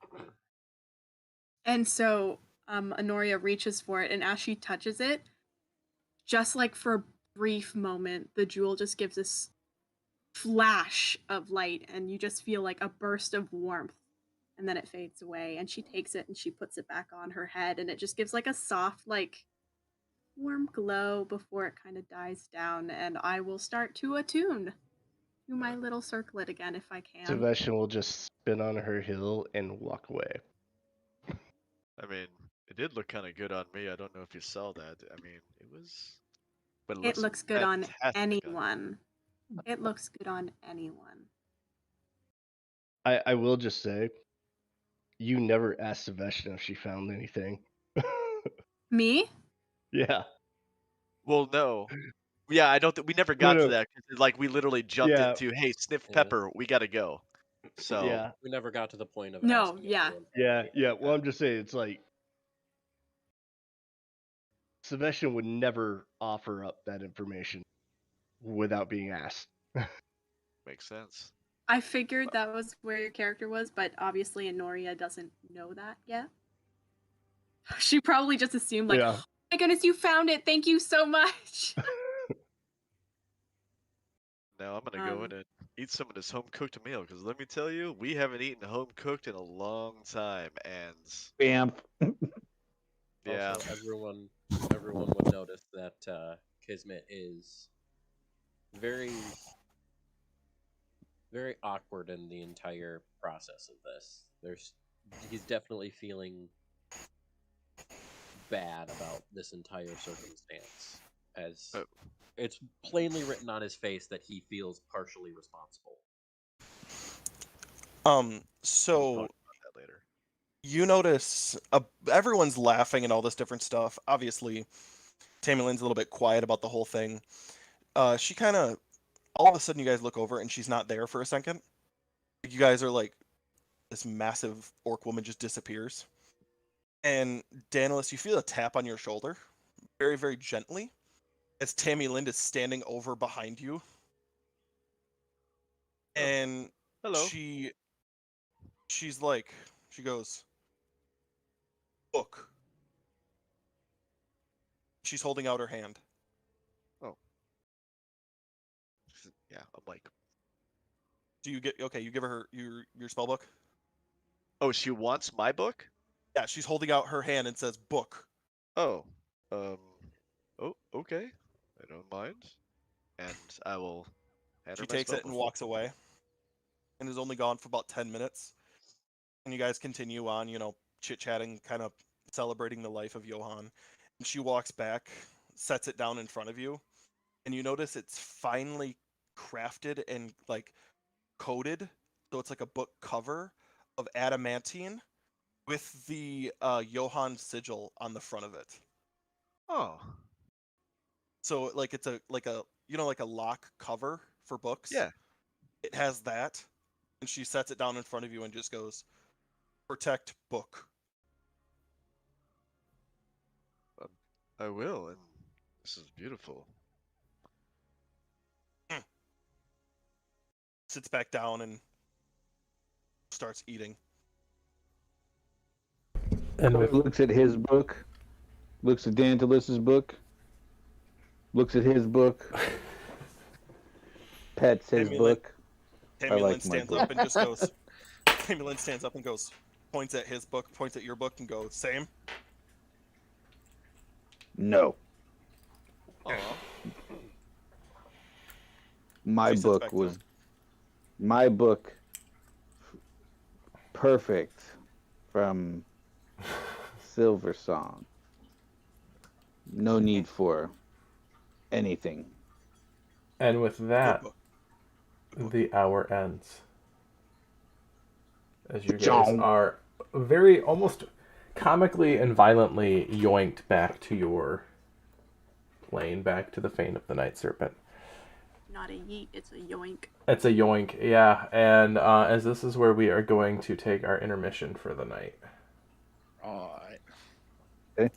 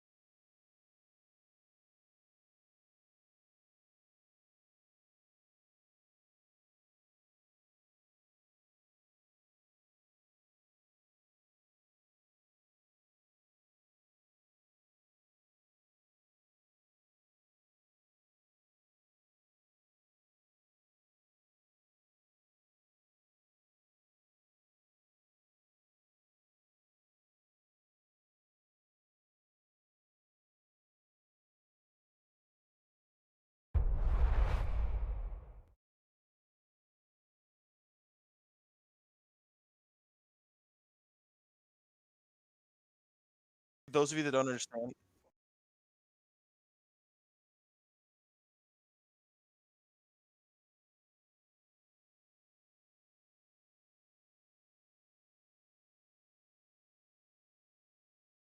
Through sneeze. I like it. yes, because they're reality bending creatures. They just don't know how. That's how Mickey got to where he was. All right, everyone, we are back Enough of them on sneezed. stream now. We are unmuted and live. Hello, Twitch chat. Thank But you. I do have a question about Mickey. Is Mickey so fine? Fine, blow your Does mind. He was so fine, he melted Mickey. himself using an experimental magical ring to destroy a dragon. As a matter of fact, he did. Mickey disappeared. Mickey's so fine. He's so fine. He find dust. The sneeze blew our mind. Yeah, it was my first attempt at my first homebrew item that I gave to my party. And fucking work. I might have made it a little too powerful, but I gave it a drawback that it does equal damage to you at a certain point if you overcharge it. And Mickey decided to overcharge it to the extreme and punch a dragon in the throat with it. And it blew him up as well as the dragon. It blew the dragon's neck off. And Do you guys like throat punching things? Is that it? It's happened several times already since I've been here. Yeah. I mean, who doesn't like a good throat punch? I mean, gratuitous violence is kind of my character's forte. It's par for the course. I know we're getting a lot of like throat violence in particular. if you hit the I'm throat, here they can't talk. I'm here If you for hit it. the throat, they can't talk back. Yeah, or sometimes people just eat other people after they've killed them, and then there's that. Well, Gooder's a big fan of doing that. In my defense, I say nom nom nom. Gooder Perfect is an response. omnomnomnivore. An omnomnivore. Yeah, omnomnomnivore. Have you never heard of that? Num num num num. All right, Z's. A omnivore. Let's do this. Big All God right. Ken, what we doing? So, you guys actually come back right into the room that you were in. Is the chair still there? Yes, the chair is still there. He left the chair? I figured he would have taken it, actually. Hey, Kismet, I mean, this is your dad's chair. Did you want to, I don't know, do anything to it? He can You know. get it if he wants. It's not I my mean, no. responsibility. I mean, do you want to do anything to it? Like what? What am I gonna do to a chair? I want that shirt, Kismet. We could walk out and, if you wanted to defile it. I'm just saying. Kismet just looks at you and just shakes his head like, no. We could use it as a no, I do weapon. not need to define Gooder looks at We could Dantalus use with it a as a big weapon. grin. Gooder just looks at Dantalus like, uh-huh, uh-huh, uh-huh. I think we should all leave the room. And as you And I'm say good. that, you hear footsteps rapidly approaching and what sounds like heavy bodies slithering.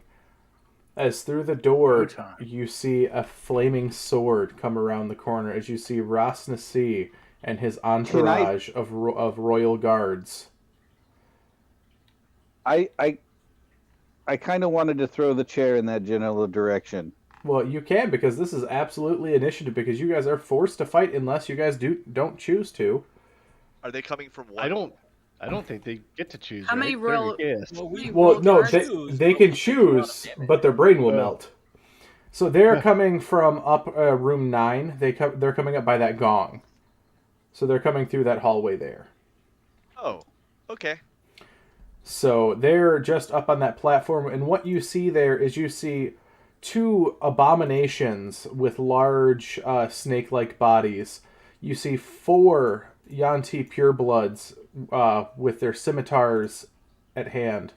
You see his champion, the Yanti pureblood with the scales of steel on his chest, as you see Ras Nasi in the back, his flaming sword. and his bandaged body. So there is a grand total of 1, 2, 6, 8 individuals here. And I'll share what Rosnacy looks like in the chat. Yeah. And just remember, if we got a short rest, so did he. Mm-hmm. True. Ugh. Ugly. As Mugmug, you are coming around the corner of 1 at this point, so you are in 2 with the rest of the group. Don't forget, you guys still have your boops technically, because it has not been 8 hours. Still have what? Boops. Don't worry, I'll give you a boop sooner or later. Basically, it adds an extra D8. You get a D8 to initiative. Okay, just the vocal made it sound very interesting word.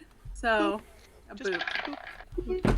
All right, so initiatives, everyone. When he does it for Gooder, he just like boops Gooder. I rub his snout. I give him a little boop. Gooder, what is your initiative? 25, sir. 25. Ooh. Astrum, what is your initiative? 24. Finally, buddy, we're at the top. I know. It feels Mug- nice to finally be near the front of the line. Mugmug. Mm-hmm. Misa got an 18. What is it with you guys and your high initiative? What the heck? Kismet. I thought I had a decent one. It's all about the Misa played boop. Dex characters. Misa, You said 24? I also got a 24. I have one player. I have one character, or not character. I have one player, Honoria, who's probably in the chat right now, Mr. Shanks. She has never gotten an initiative under 20 since I've started playing with her. Dang. Like, and I've been at the same table. It's ridiculous. Danielis, what's your initiative? She does not appear to be in chat today. 32. 32. Lady The master Savashna. showing us how it's done. 8. And Honoria. I'm at 11. 11, Oh, all right. Cleric's supposed to be at the back of the line, aren't they? All right, Dantilis, you are the very first to respond here. Okay. Question. Yes. Are they in, like, right in front of that gong to where basically they're, like, 40 feet away from us still? Yes. Good to know. I wish my map would have started because this was a really cool one that I'm planning out to use in the virtual tabletop, but... So they're in front of the gong leading into 2, correct? Yes, they're on that little ramp that says plus 30 feet on the map. They're right by that gong. Mm-hmm. Okay. Ooh, And we're inside of 2 in Yeah, various positions. yeah, you guys are all about the room of 2. Okay.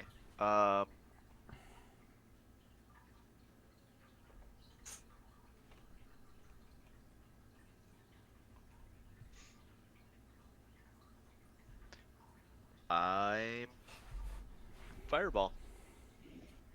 Yeah, finally. This will have to be at. This will actually have to be at 4th level because I'm out of 3rd level slots. All right. Oh, shame. Shame that Rosnacy is. is going to wave his hand, and he is going to attempt to counterspell that. Oh, Okay. I don't have counterspell. So, but he's only casting this at 3rd level, so he has to roll for it. And what do you Can have you to beat? counterspell? Are we allowing that? You can counterspell a counterspell. But it can't be your counterspell to counterspell the counterspell because you lose your spell that you started because it's 2 leveled spells in a turn. Yep. Right. So DC is 10 plus spells level, so DC 14. Was that what it is? Mm-hmm. I Yeah. thought it was my save DC that he had to beat. No, it's 10 Yeah. plus spell level. So it's a DC 14 with his modifier that brings it to a 15. Mm. So you blast the fireball out of it, and he just waves his hand. I don't have any more. All right. I got the hand to wave at him. Then I will take my movement. I am. All right. This is nuts. Should have done what I. All right. I'm gonna go and hide behind the snake statue. Okay. I want to duck all the way around the other side to where the viewing from where they are, even if they move into the room, I'm covered because that thing is huge. Yeah. And just I want to duck down behind that. As you throw fireball, then meep right to behind the statue. Pingu. Just meep and just go right behind the statue. Now that my mouth isn't as numb now, I can actually feel not as targeted on the camera. All right, anything else there, Danielis? No, unfortunately, that is very unfabulous, as somebody pointed out in the chat, and you are correct. All right, Gooder.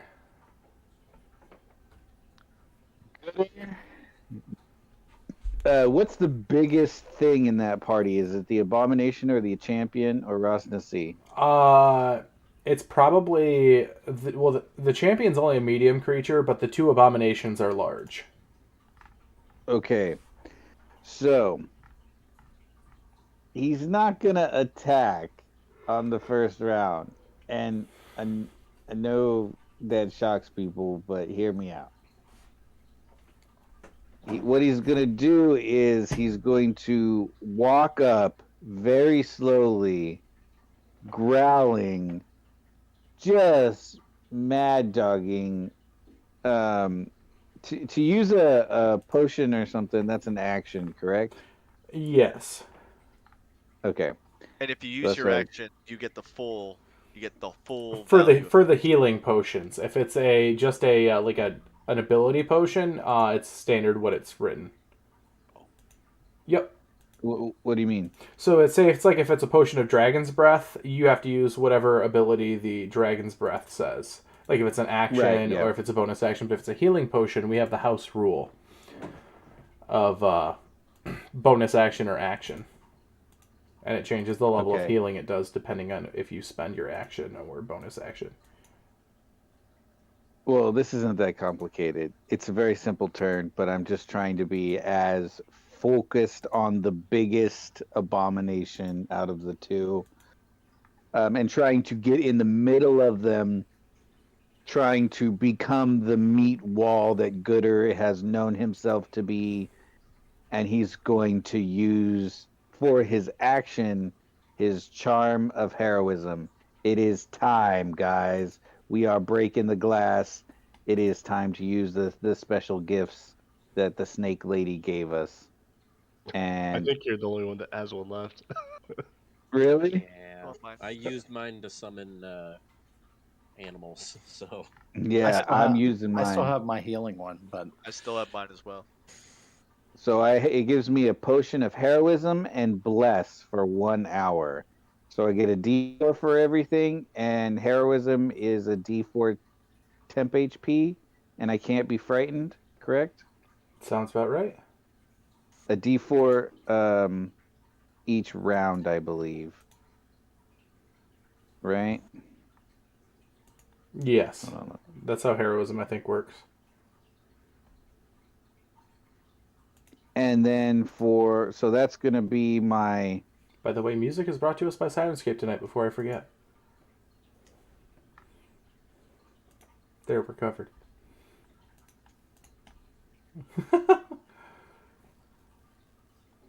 That'll be your action to do that? And then for my bonus action, I go into a rage. And yeah, I'll use my claws to do this. You can't use your bonus action attack because you used your action to... No, I'm using my bonus action to rage. Yeah, oh, you're getting your claws, okay. Yeah, because I get to choose which rage weapon I rage with. Yep. I'm going to rage with my claws. So, that's it. I'm immune to being frightened, and I get I guess 1 HP, 1 temp HP each round. Sounds good to me. All right, that's my turn. All right, Astrum, your turn. All right. So where on the map is Gooder standing? Gooder is right in front of one of the abominations, which they are blocking the hallway, keeping the Rosnasi behind them. Okay. Is Gooder helping to plug the hallway, keeping the bad guys out of two? Gooder, when he raged, turned to a large, so there's a little bit of room for one person to squeeze in. Okay, I'm gonna squeeze in then. Don't go there. Don't go there. Don't go there. Don't go there. Okay. Don't go there. All right. All right. Sorry, Well, metagaming, but don't. no. All right. So I'm pretty sure Astrum goes to move there. For not someone. Yeah, Astrum goes to move there, and his Mug yells, "Don't go in." He instinctively listens, and then instead of swinging his blade, he's going to cast. I'm going to cast Toll the Dead because. Actually, no. I'm going to move in, and then I'm going to move back because if I hit a creature, I can then move backwards without provoking opportunity attacks. So I'm going to move in, and I'm going to make my attack. Ladies and that gentlemen, mobile?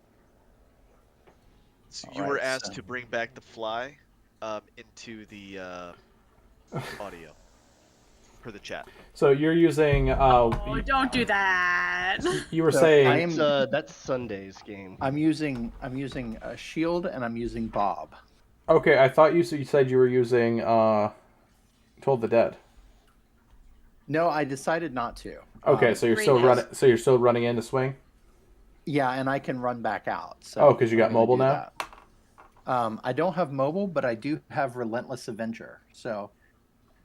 Oh, actually, no. That only applies to opportunity attacks. Okay. That would still be an opportunity attack if you walked out. You wouldn't get an opportunity attack, right? Yeah. So I'll draw an opportunity attack when I move out, but I'm still going to jump in and take 2 swings and then jump back out. Okay. Because I'm going to do damage. All right. So the first attack is a 21 to hit. 21 will hit. All right. I swing Bob and do 11 points of damage. All right. Sounds good. Swing number 2 is a 22 to hit. 22 will hit. And that is 7 plus 6, 13 points of damage. 13 points. All right. You crack onto the scales. He letting rend some of the flesh. It lets out a hiss at you, but it just looks mad. And then I'm going to just move back and draw that opportunity attack. All right. It's going to attempt to hit you with its constrict, its tail. That'll be a 26 to hit. Shoot, that will hit. You are hit for 13 and bludgeoning damage and are grappled and restrained. So you do not get out. Best laid plans. All right. Anything else there, Astrum? No, that is my turn. All right, Kismet. I mean, I'm pretty sure at seeing Rosnacy, if Kismet could rage, he would rage. But first things first, I'm gonna cast Armor of Agathis on myself. Okay. So if anything does try to hurt me, they have a rough time of it. And then, so how's like the wall clearance? Not great. Like ceiling. Oh, to ceiling. How high is the ceiling in that hallway? 20 feet high. Actually, no. This is a corridor, so only 10 feet high. So there is no room. So there's no room. Okay. Between the large creatures in there. That is sad. That I was absolutely gonna scale the wall and just climb along the wall. In that case, I'll just wait. I'll just wait where I am. Let me see something here real quick.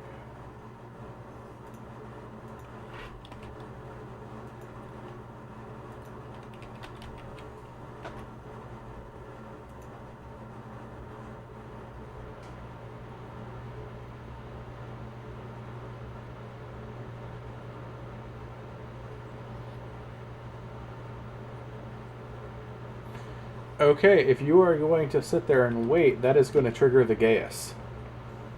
I mean, I can't get to him is the problem. I can't physically get to him. Yes. It's just the way it was worded. Well, that's bullshit because there's literally nothing I can do for it. You have ranged. You can attack some of the creatures blocking him, and that would not. Because I use I used my action already to cast Armor of Agathis. Is the problem.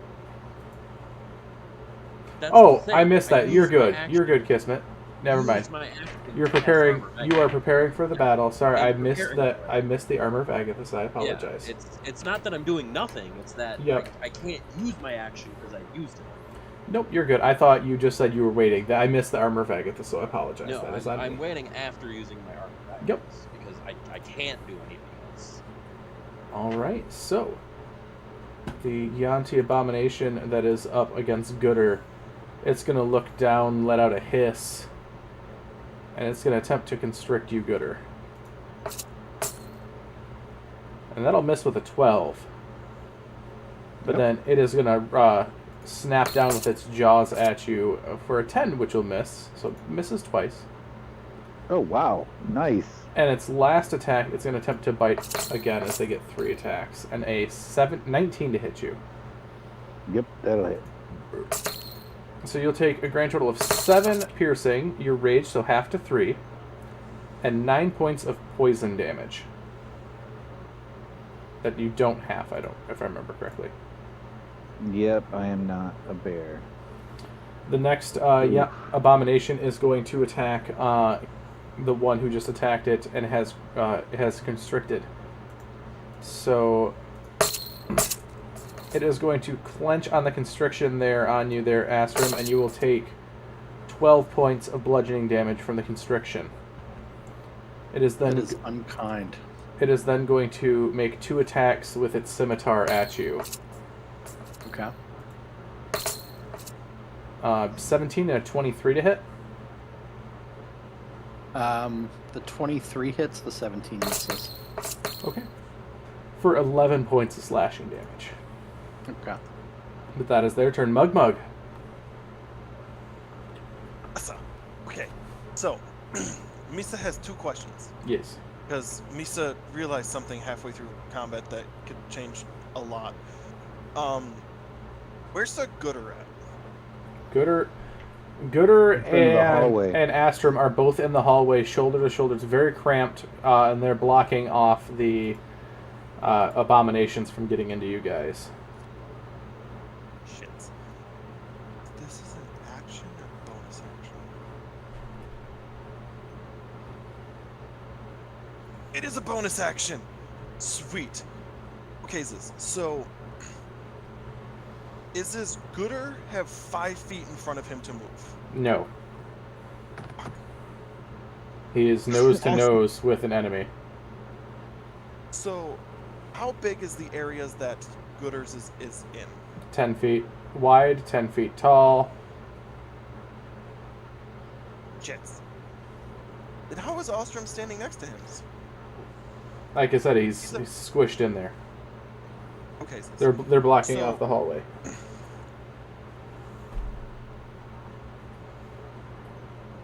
Question for you. Yes. When it says plus 30 feet, does that mean that the hallway is actually 30 feet? No, that is the elevation that the ramp goes up. Oh, okay. Thank you. Okay. So Misa has planned then. Okay. So Yusagai's here throughout the entire thing echoing. Yusagai's need to trust me. Famous last words.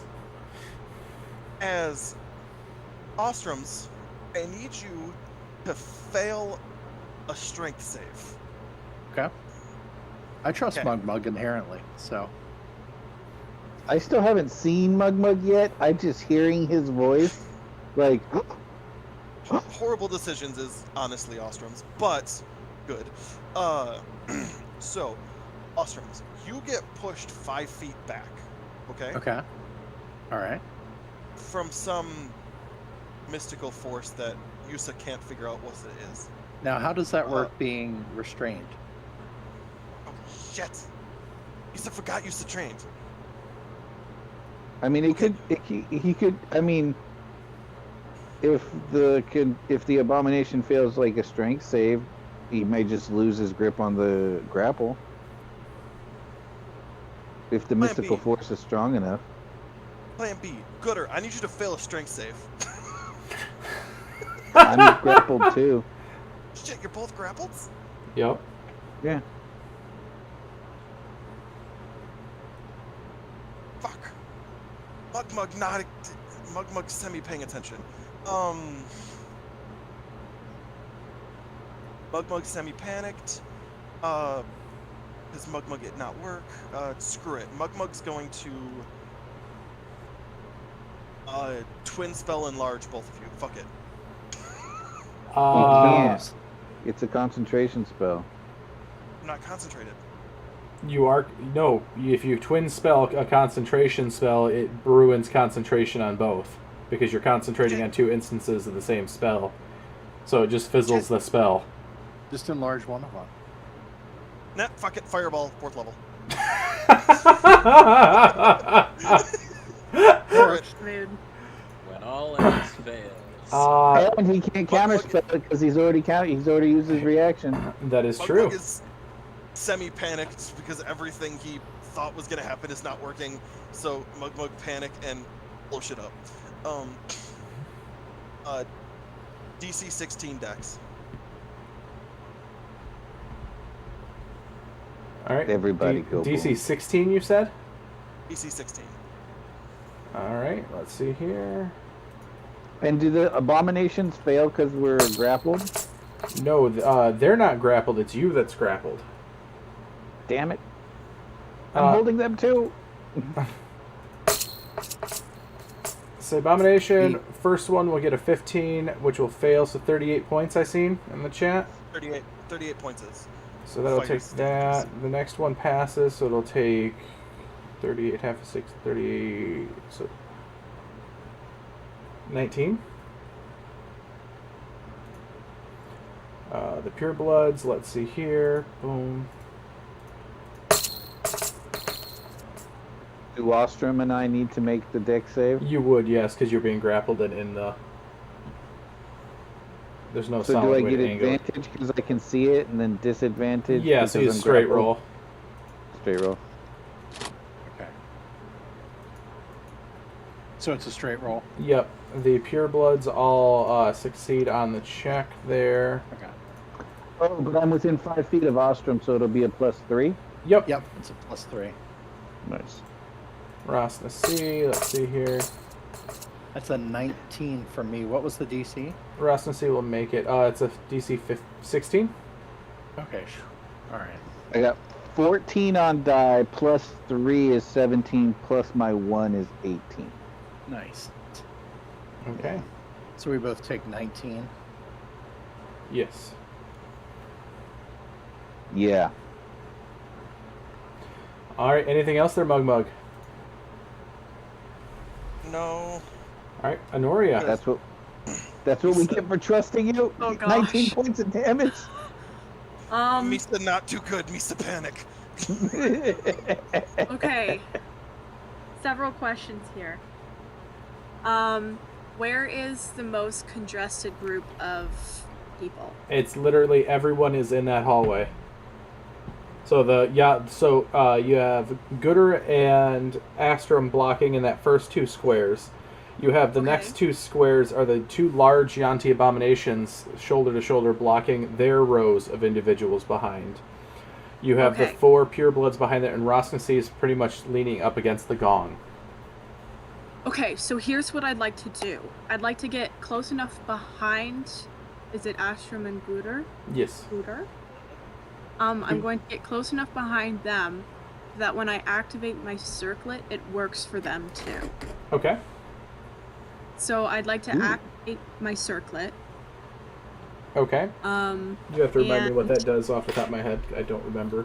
So when I activate my circlet, it's almost like everything else around me goes darker by comparison, because now my circlet and then me as well, Honoria, starts shining so bright. So within 20 feet, a radius of 20 feet is where this blinding sunlight emits from my circlet and my entire being. And whoever is within those 20 feet, if you are my friend, get advantage against our enemies, and enemies get disadvantage against us within this radius of 20 feet. It's amazing. And that's for the turn, right? And that's for 1 minute that I have this activated. Okay, and there's a save on that, right?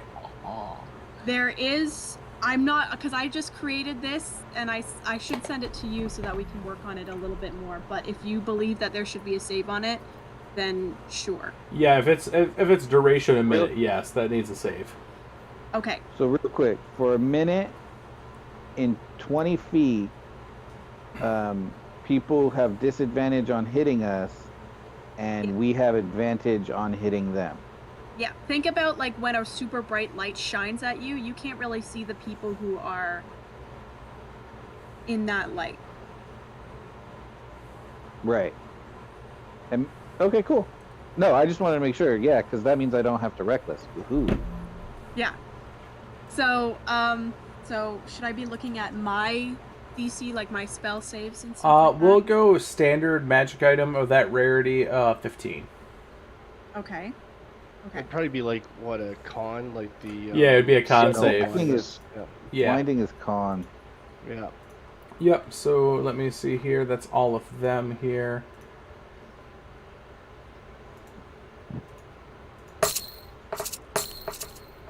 One of the abomination fails.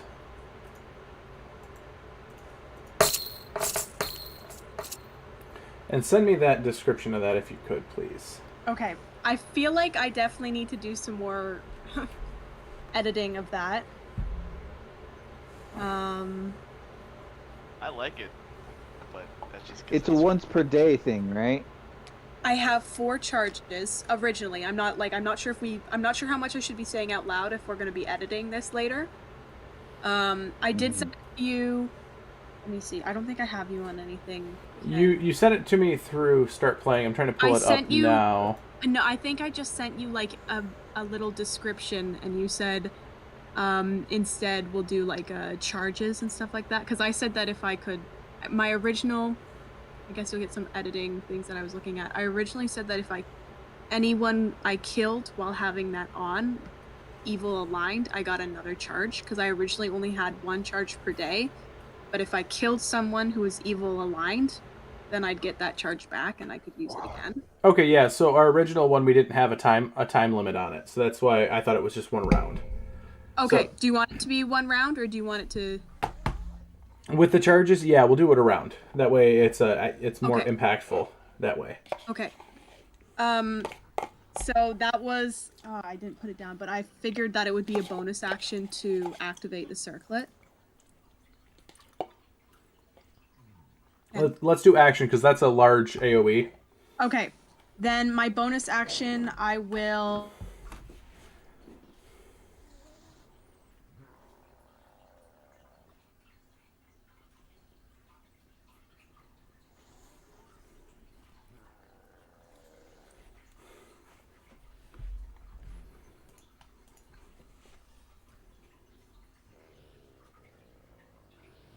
Am I allowed to do a bonus action spiritual weapon, Ken? Yes. I just lost everyone's camera there for a minute. Same. Yeah, so did I. I had to leave and come back. Yeah, I crashed as well. I had to leave and come back. Yes, you can. Discord had a glitch there. All right. So who you dropping your weapon on?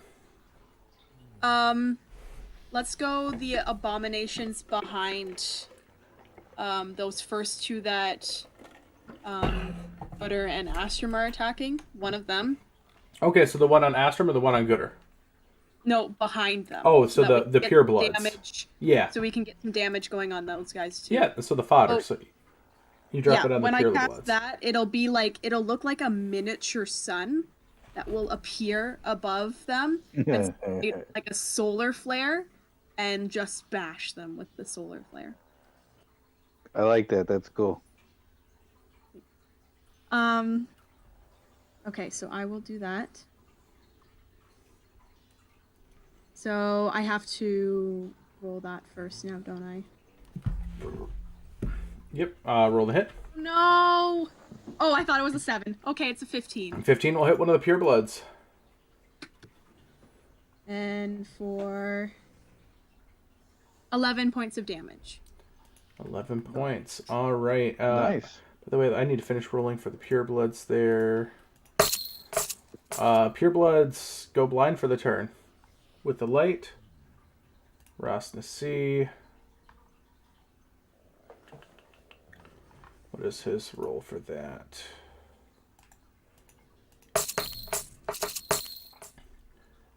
Ross stays. He's not blinded by that. And his Sevnik, his champion,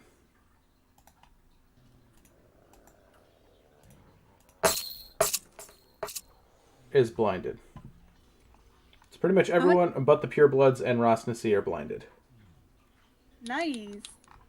Okay. All right. Anything else, Honoria?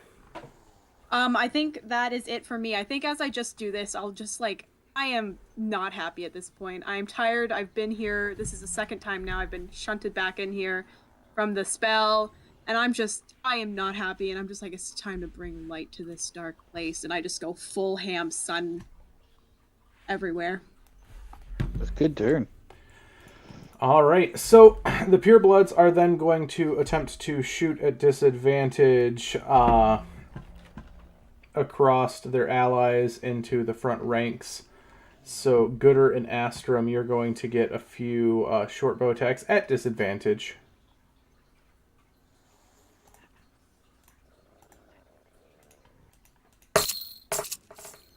So we'll start with Gooder here. 14 and a 19 to hit. 14 does not hit.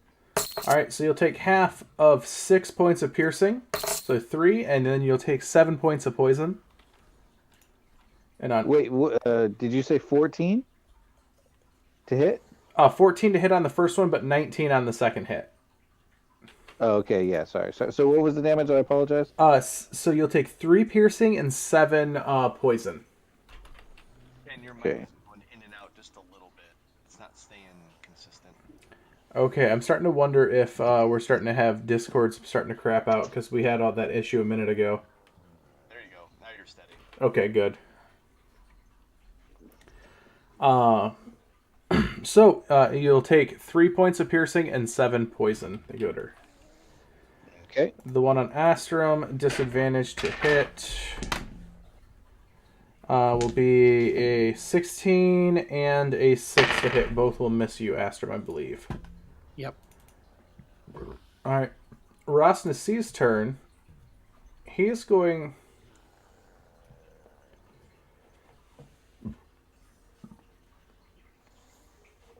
Oh, that's really mean.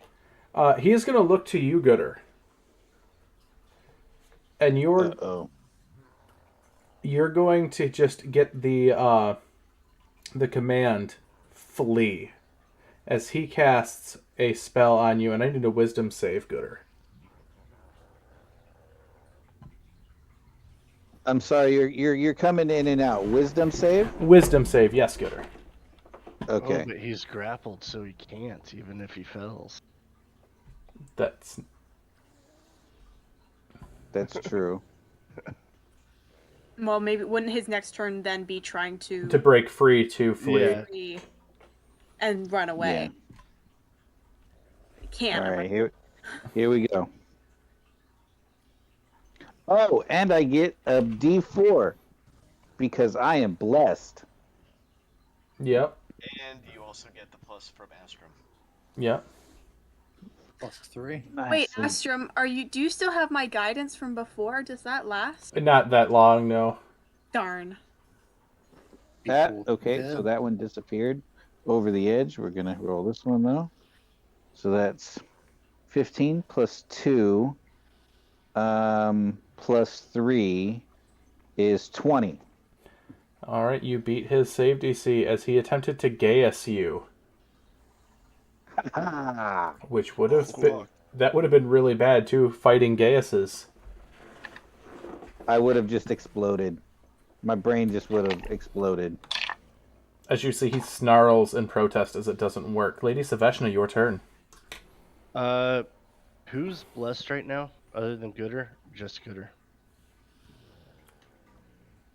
Just Gooder, I think. I don't remember where the bless came from.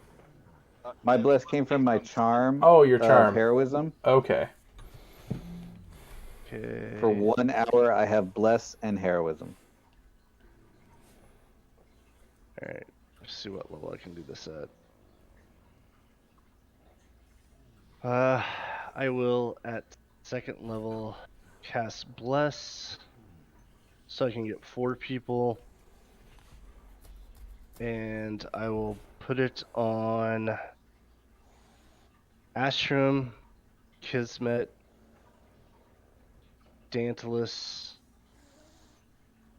and Mugmug.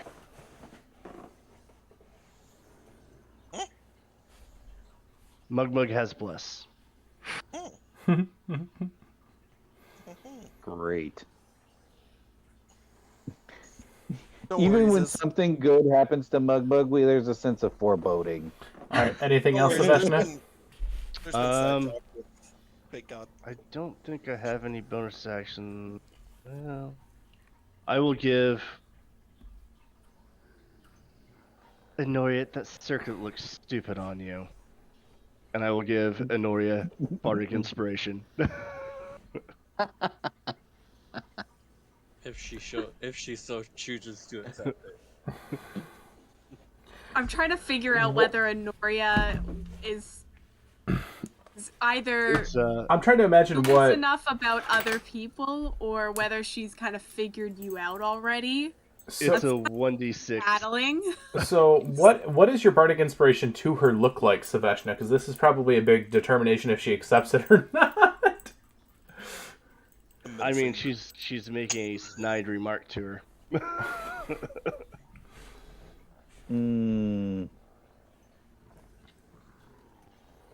Do other people hear this? Oh, everyone does. Yeah. She says it aloud. It's bardic inspiration. And- she has to and say it loud enough so- everyone hears it. When she says that, though, the only thing that you do notice, I would imagine, is that nobody reacts whatsoever. No reaction with anyone. Yeah, no one is shocked or appalled by this. Like, Yeah.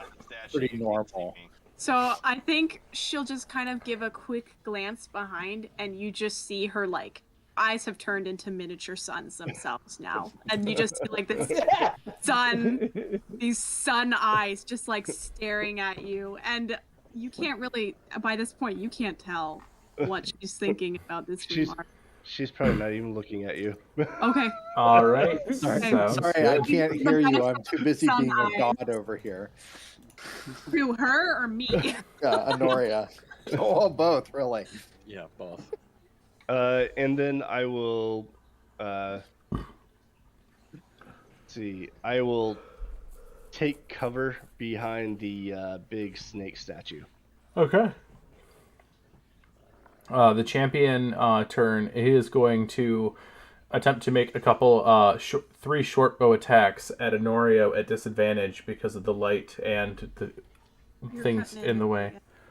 Honoria, you're gonna. Here, I'm gonna shut Ken, up. will you drop and rejoin? Because Yeah. All right. Is that better? We shall see. For now. I think so. Yeah. When you said Hopefully. that. I also dropped the stream right now, so Honoria, you're gonna have 3 attacks coming at you at disadvantage because of the blinding lights and people just in the way. A 10 misses you. I'm an AC of 14 if that's helpful. A natural 20 will hit you. Disadvantage? Oh, correct, disadvantage. So a 7 will miss you. you. Disadvantage, my guy. I goofed, and then the third one is another 7. I got zealous when I seen the 20. Sorry. I'm rolling double crits over there, my guy. So he misses all of them. Dantalus, it is your turn. Oh, back at the top of the point. Yep. Okay, here we go.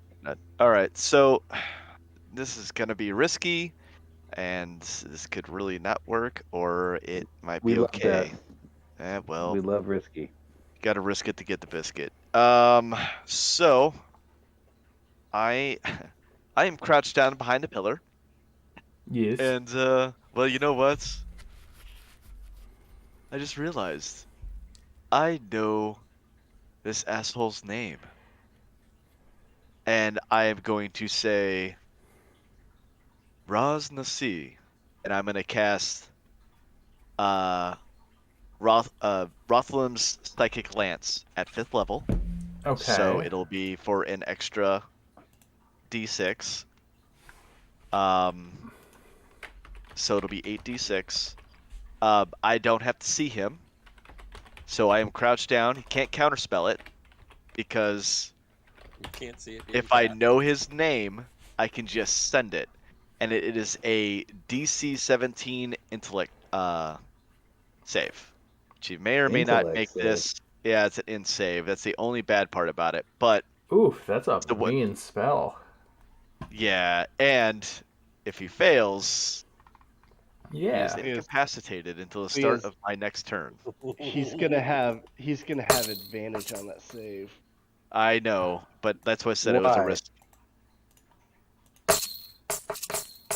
Because So I he's see. what That'll you call it? be an 18. An 18. Okay. So then Wait. I have 2 inspirations from last game. I would like to burn one Ice to cream make inspiration? him re-roll that. Ice cream inspiration. Brings it to a 23. God dang it! I have one more inspiration, but I kind of want to save that for something a little bit more dire if we get a little bit more into the thick of it. Like, Are we Death still House. using the rolling inspiration? Not now we have a full party again, no. Okay. All right. Just grasping. he will still take half damage Yes. of the 8d6, but he just won't get incapacitated, unfortunately. All right. Yeah. So 5, 10, 14, 17, 19.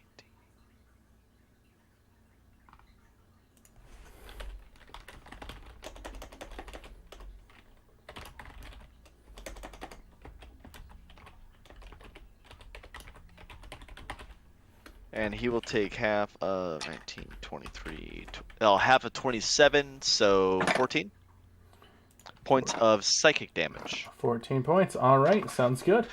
And that's my 5th level spell. Anything else? No. I'm going to stay crouched behind there because next thing I do, it's going to be go big or go home. All right, Gooder, you are trapped. You are restrained. All 4 attacks going towards this guy's face. All right. And I don't have to reckless, but I still get them with advantage because of Honoria's blinding light. Yep, until her turn, yep. Yep, I also get a D4 because of my little bless. So we're going crit fishing here. And I got my belt back, and I got my brass knuckles back. Yep. So let's do this.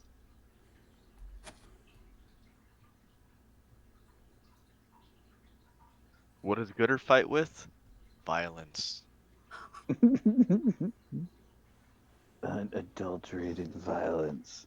Yeah, so that's going to be a 23 to hit.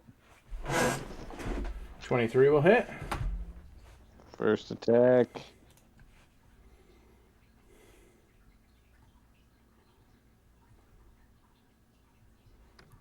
$14 damage. Second attack damage. All right. will be 25 to hit. 25 will hit, yep. 12 damage. Third attack. 29 to hit. 29 will hit just by a little bit.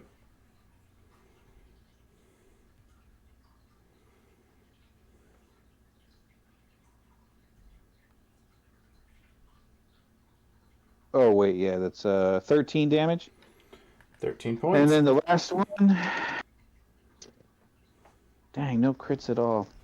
But that'll be 24 to hit. That'll hit. And that's a D4.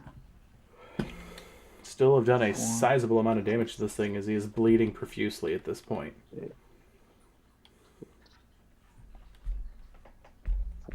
It's 10 points of magical bludgeoning damage. Yeah, you have bloodied this thing quite heavily at this point. Nice. Still up, but he is bloodied. Astrum, your turn. All right. First attack was a 32 to hit. Yup. And I do 13 points of damage. All right.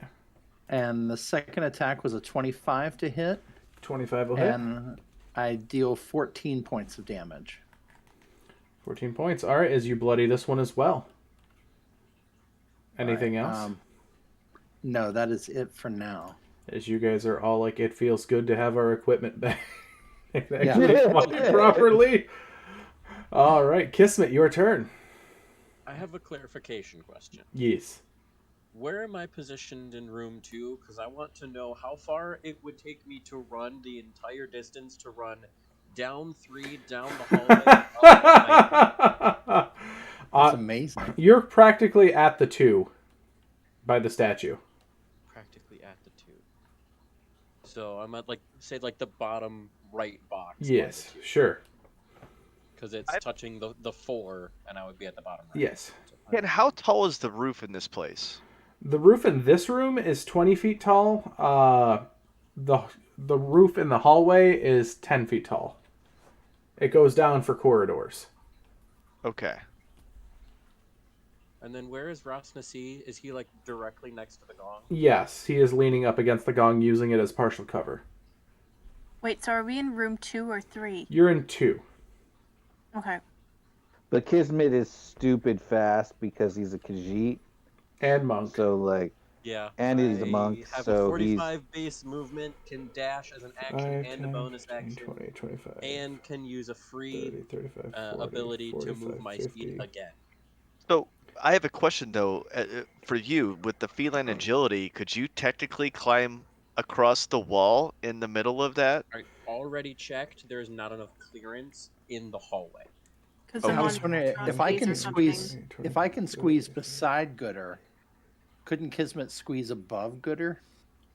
It's only no.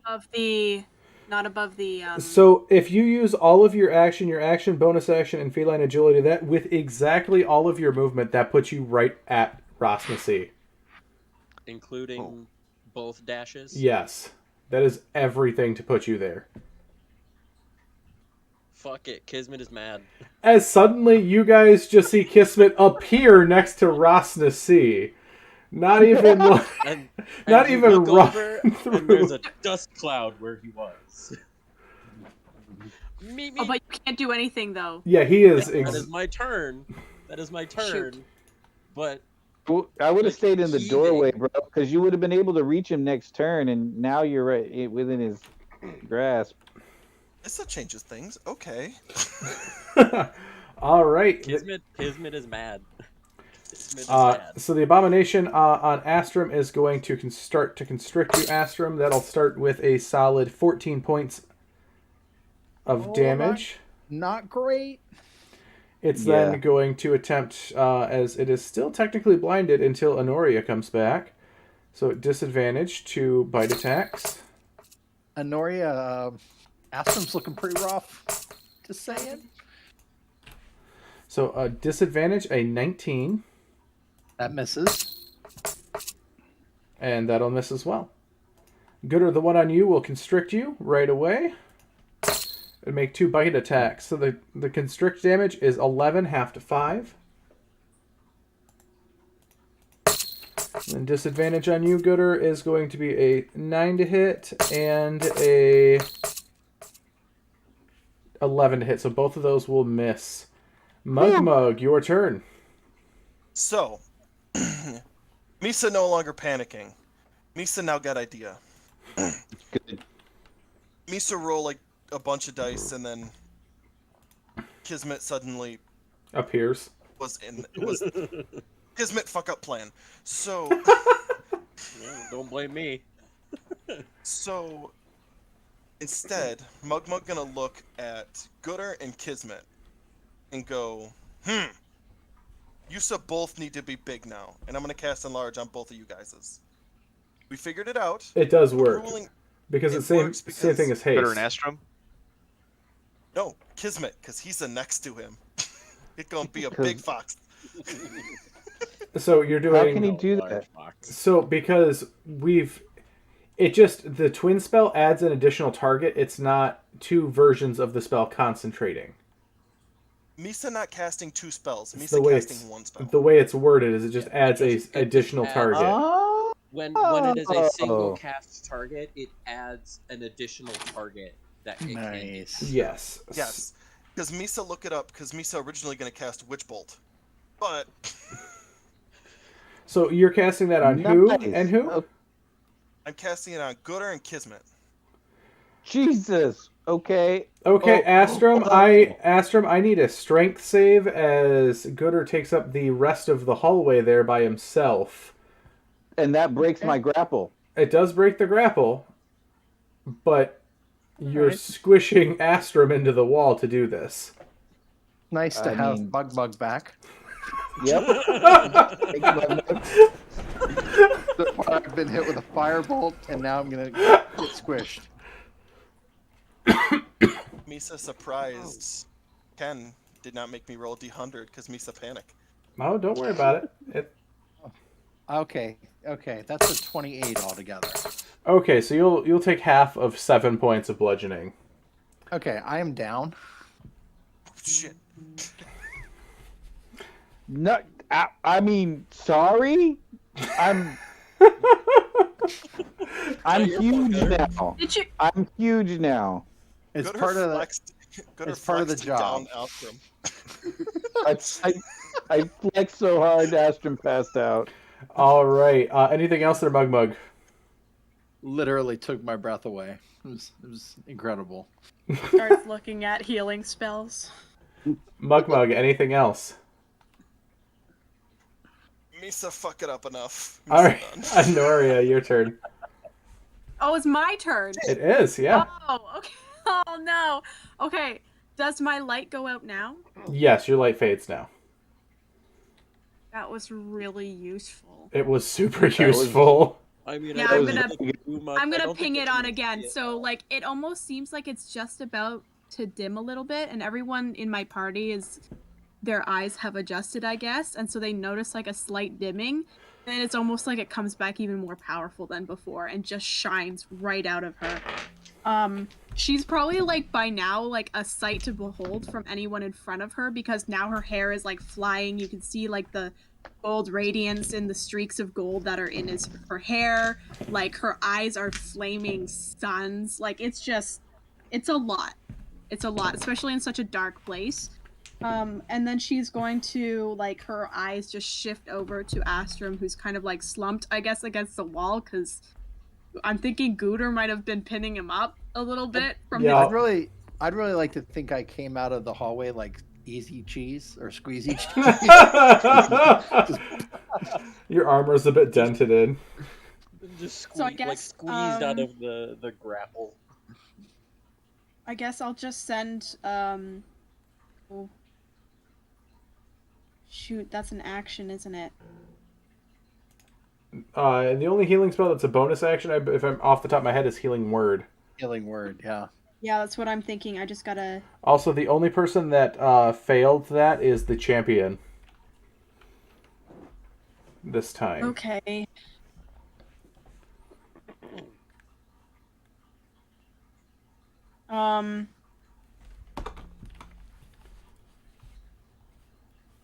It doesn't...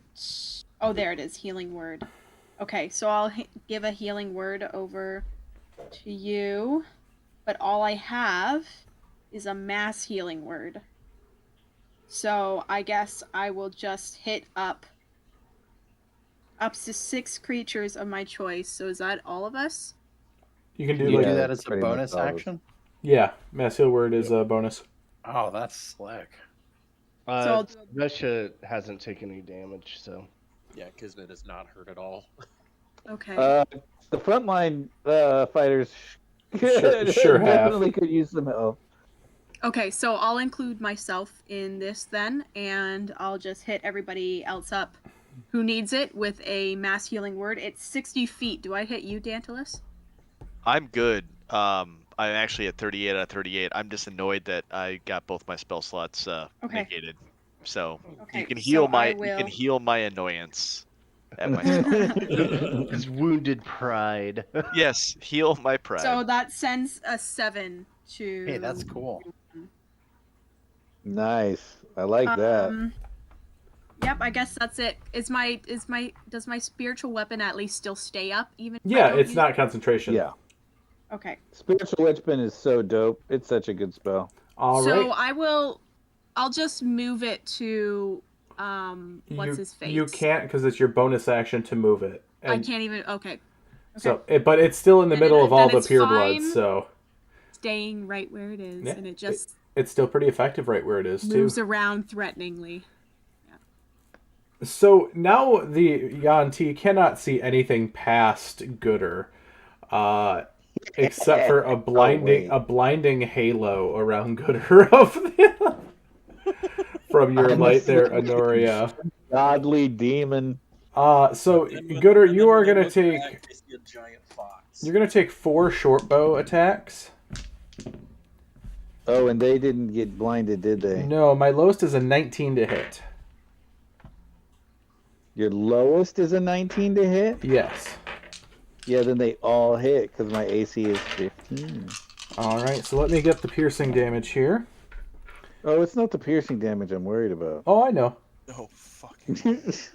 So that's 10, 15, 17, 1, 2, 3, 4, 20, half of 21 points of piercing damage, so 10. 10. So, and then poison damage. This is what's going to kill me. 6, 10, 17. Oh my god, I'm going to take all of this. 20, 28, 31 points of poison damage. Oh my god. I am bloodied.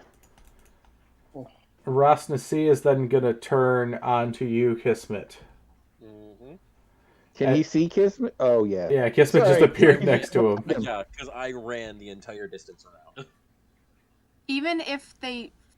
Oh, I guess. I was going to say, even if they don't fail, do my allies still get advantage? I'm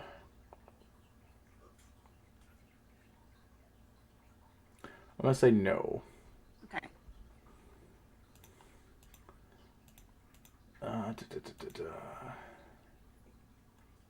What is he going to do here? What is he going to do?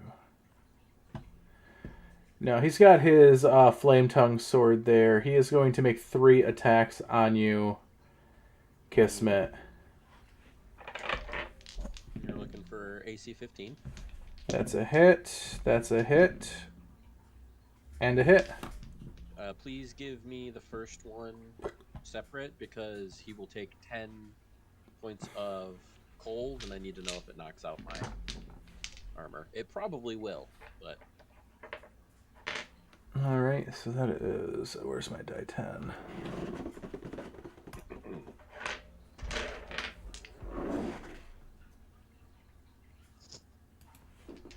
Alright, so the first attack will do 8 points of slashing damage.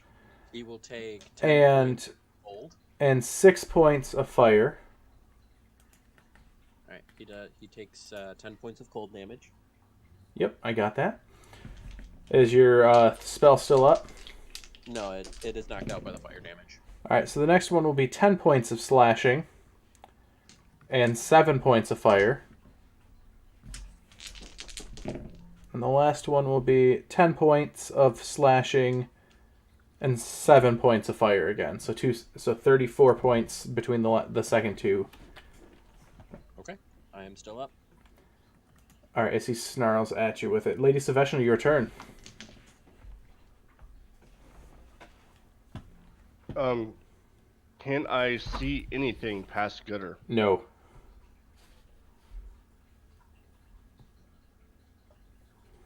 Well, if I can't see anything, can't target anything.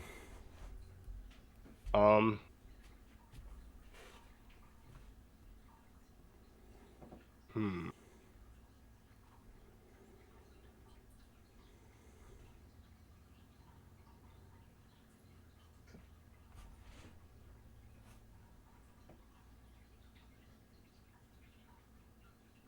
Wow.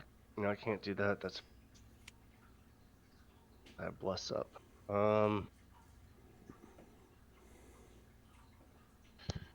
Uh, Lady Sebastian will just yell out, Rashnasi, I hear your girlfriend died. And I will cast Vicious Mockery. Because he only needs to hear me. Nice. It's a Wisdom 15. He passes with a 17 on die. That's Damn. still absolutely amazing, though. Yeah, that's a good one. I almost want to use my inspiration to make him re-roll for that. He yells out as you say that. I will. I'm glad you killed the lady or killed the bitch, as he did not. Him and her were oil and water. They did not get together, along together at all. I'll use mine to have you re-roll it. Wait, what? No, it's a cantrip. Yeah, not worth I don't it. care. It's not worth it. They got a 16 as your That inspiration. gives me the is vibes used. of the. Gives me the vibes of the kill the little bastard, see if I care kind of like. Right. I just go back into hiding. I want to stay within like 10 feet of the casters in the back, so they can get my aura with them. Sounds good. Kismet. The champion next to Rosnasi turns to you, who is in the back line. Oh boy. Wasn't he also the one that was blinded? He is, yes. He is going to fumble about with his greatsword at you and take 2 attacks at disadvantage on you. Or 3 attacks, sorry. First one being a 14 to hit. Miss. Saves you from a crit from a 13. Saves you from another crit, but that is a 25 to hit. That'll still hit. Alright, so that is going to be 6, 12, 18, 20, 25 points of slashing damage. What the fuck? From one attack? Yeah, he has a feature that's essentially sneak attack if he has more than half of his hit points remaining. Fuck you! I have 3 hit points left. Was that a disadvantage, though? That was, yeah. Got a crit and then a total of 25 to hit. Alright, Dantilus, your turn. Top of the round. Alright, so I've been trying to figure out a couple of things. I'm getting a little limited on what I can do. And I also closed out the wrong window, which is the one you map. needed. I needed the map window, and I closed out the wrong one. 1 second. Let me get the map back up. Sorry, 1 second. Okay, so because a lot of this has to do with space and everything else. Yes. There is no way for Astrum to be able to get either underneath Gooder or... No, Gooder is now who's huge size, so he is the entirety of the of that hallway. Outside yes. of like, well, could he crawl underneath his legs or not really? It wouldn't be the safest bet. Okay. I'm not ruling it out, but it's definitely not the safest idea. Okay. As a raging Gooder. Now, second question. When it comes down to space and creatures that are, like, within walls, if something large smashes them into the walls and they cannot go anywhere, they're not pushed out, nothing. Now, Gooder would be, since he's at the end, he'd possibly be pushed out, but anything else, if it's smashed up against it, would this be like a squish pop snake goes bye-bye kind of moment? Yeah, so anything that's forced movement, like the good example for this is Eldrick's Blast at an angle to the ground with the pushing cantrip or the pushing invocation. It's a die 6 per 10 feet of forced movement. So if they're forced into a wall, they're squished by 10 feet for the 10-foot push. That'll be 1 die 6 of damage. Oh, That's Misa cool. should have known that. That's awesome. That's a cool way of doing it. That's why all my warlocks that with Eldritch Blast always try getting Boots of Flying or something so I can always angle my shots downwards. Okay. Interesting. So what I want to do is I would like to, since Gooder's basically blocking the hallway, I don't need to worry about Rasnasi seeing me now. Yes. Yeah. I would like to use my 30 feet of movement to come around, and then I want to lay down, and I want to be able to look across and see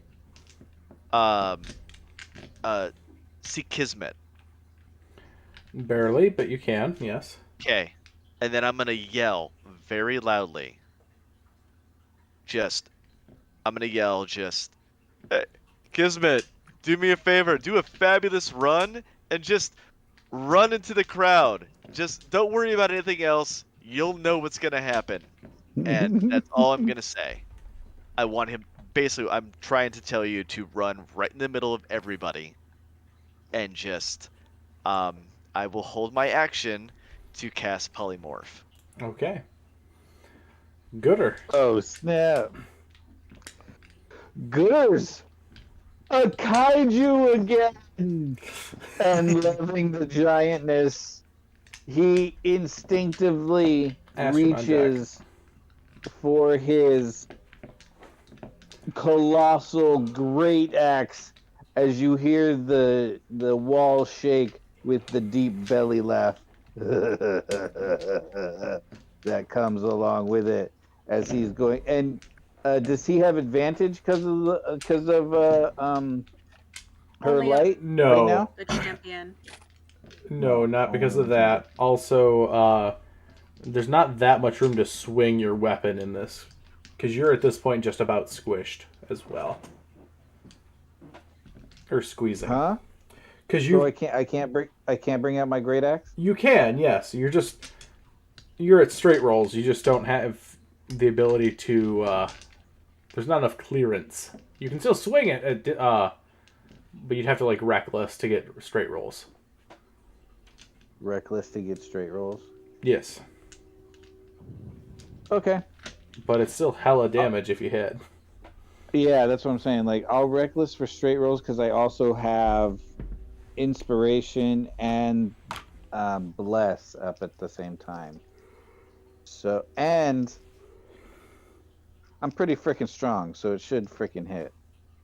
I got a +10 to hit. So here we go. We're gonna start swinging at the bloodiest out of the two, whichever one's the bloodiest. That's the one I'm gonna swing at. Okay. Out of the two. Astrom, you're on deck, by the way.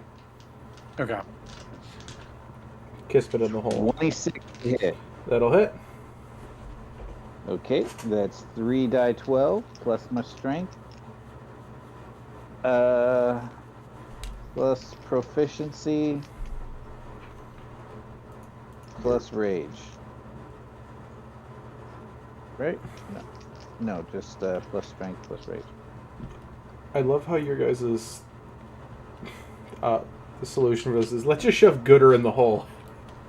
Yeah, that's a good one. It's not the only solution. Now, I've got a little something up my sleeve that might make this also very interesting.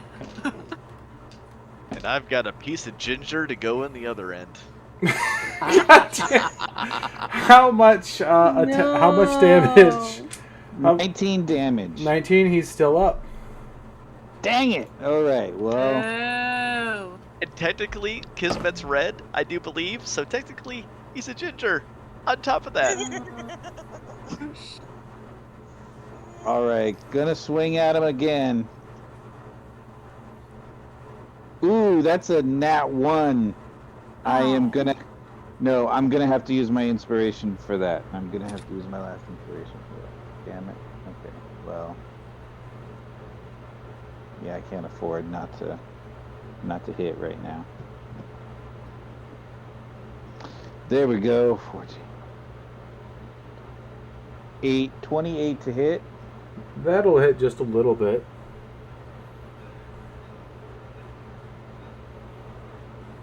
Ooh, that's good. Oh, my iSaver mode is on my computer. Damn it. 32 damage. 32. That is enough to kill that one. That's right. It better be. God dang it. All right, Timber. Anything else? Bonus action. Flip off the other one. All right, Astrid, it is your turn. All right. You're up, but you cannot really see. I can't see a thing, so I'm going to use the last of my lay on hands pool, and I am going to heal Gooder. Oh, thank you. And I am going to give him the last 28 of my hit point pool. Oh, wow. Nice. Sounds wonderful. Anything else? No, I am going to... That will end my turn. I'm just going to stand behind him and just wait for next turn to start slinging spells. All right. Reaction to turn my head and wink at Ostrom. Maybe they are together. All right, next up, Kismet. Hey. I guess I'll... So, I'm I sorry. guess I'll just disengage and do what was asked of me and start wading into... to trigger whatever Daedalus wants to do. So as soon as I see his feet move, because based on I'm laying down and I'm aiming, like looking between Gooder's legs because they're big, but I can at least get a view. As soon as I basically see him, you know, the coming up from the gong. So there's the three squares on each side, right? So as soon as he reaches the middle point for the back four. So where he's basically in between all of the bad guys. Yeah. Those ones there, but not necessarily at Gooder. I'm going to cast Polymorph. Okay. And I'm going to turn him into a Titanosaur. A what? All right. I'm turning him into... Remember the So thing we that had made this... the glitter scar? Yes. Remember when we had the whole conversation about what would happen if we dropped a Titanosaur from 500 feet and dropped it on a temple or on a dragon? Yeah, how much the damage Gooder would comment. it do? So instead, I'm taking the Gooder comet, and I'm turning it into a Kismet comet, but land-based. Okay, so first off, this is how it works. We're just going to do this thematically here, because I'm not rolling the amount of dice required to do this. It's too late in the evening for me to do that, and my eyes hurt to read them. So, you cast Polymorph on these guys. Luckily, Rosnasi and his champion are just on far enough away from it where they get blasted down to the next level. And they'll take a little bit of fall damage from that. But otherwise are still very whole, or very hale and healthy. The rest cannot be said for the rest of them. Gooder, I need a strength save from Gooder. And Kismet, the polymorph breaks immediately as you take enough damage to the point where I'm not going to have it do more than the hundreds of HP that... 101. Yeah, but it breaks it. I was going to say, would I still be you have charged as a Titanosaurus? Yeah, technically yes, and you just had the most abrupt and traumatic transformation here. How big is a Titanosaurus? So think of a Brontosaurus, but even larger. They are okay, so now we have more than like 20 feet of like.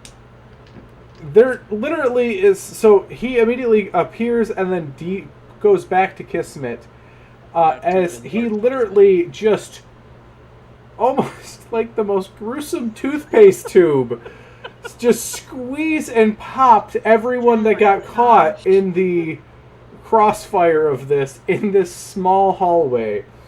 The gong is ruined. Gooder, what is your strength save here? 25. Okay. I'm going to ask you, do you want to go with this or do you want to let this push you back? I'm giving you the option here.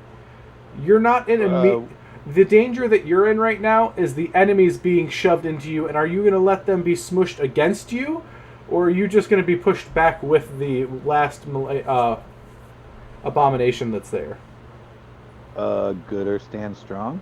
All right, so you will take some damage as well, but you will literally let the this creature be squeezed upon your abs and destroyed. It's literally a meat slushy coming at him. Drink. The way that I imagine it, the way I imagine it is, you know how there's an explosion and there's smoke.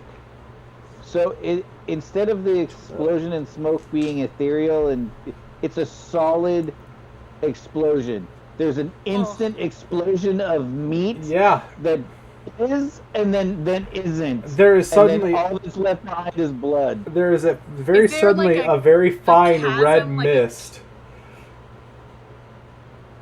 Are we in like it now? Like it created like a cavern essentially. This. Yeah, the walls are bowed out a little bit. Gooder, you'll take 30 points of bludgeoning damage as this thing is half to 15. Half to 15, yes. Yeah, because I would just like to point out that Titanosaurus is already gargantuan, which is the largest size category, which is normally about like a 20 by 20 foot or larger space. That is a gargantuan Titan size too, so it is larger than that. Yeah. Also, and then it was just doubled in size from being large. Okay. Also, Rosnasi and the champion are still up, but everyone else is dead. Kismet, you don't get a rest of your turn from that. No, Kismet is too shell shocked from what just happened. You're gonna have some psychological trauma with that. Actually, I need you to roll me a D100, please. D100. And anyone else who feels that is traumatic enough to roll for madness, you are more than welcome to go with this as well. I've seen unicorns exist. This is like the rat and then yeah. Nobody else saw that, so we were the only one who from saw it. it was Gooder. So Gooder, what did you get? Everyone just sees blood. Oh gosh. For my strength save?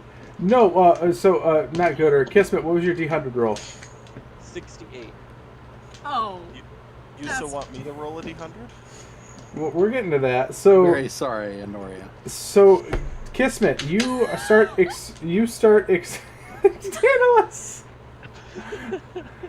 Kismet, you start suffering uncontrollable tremors and tics, which impose disadvantage on all attack rolls, ability checks, and saving throws involving strength or dexterity. And this lasts for the next 20 hours.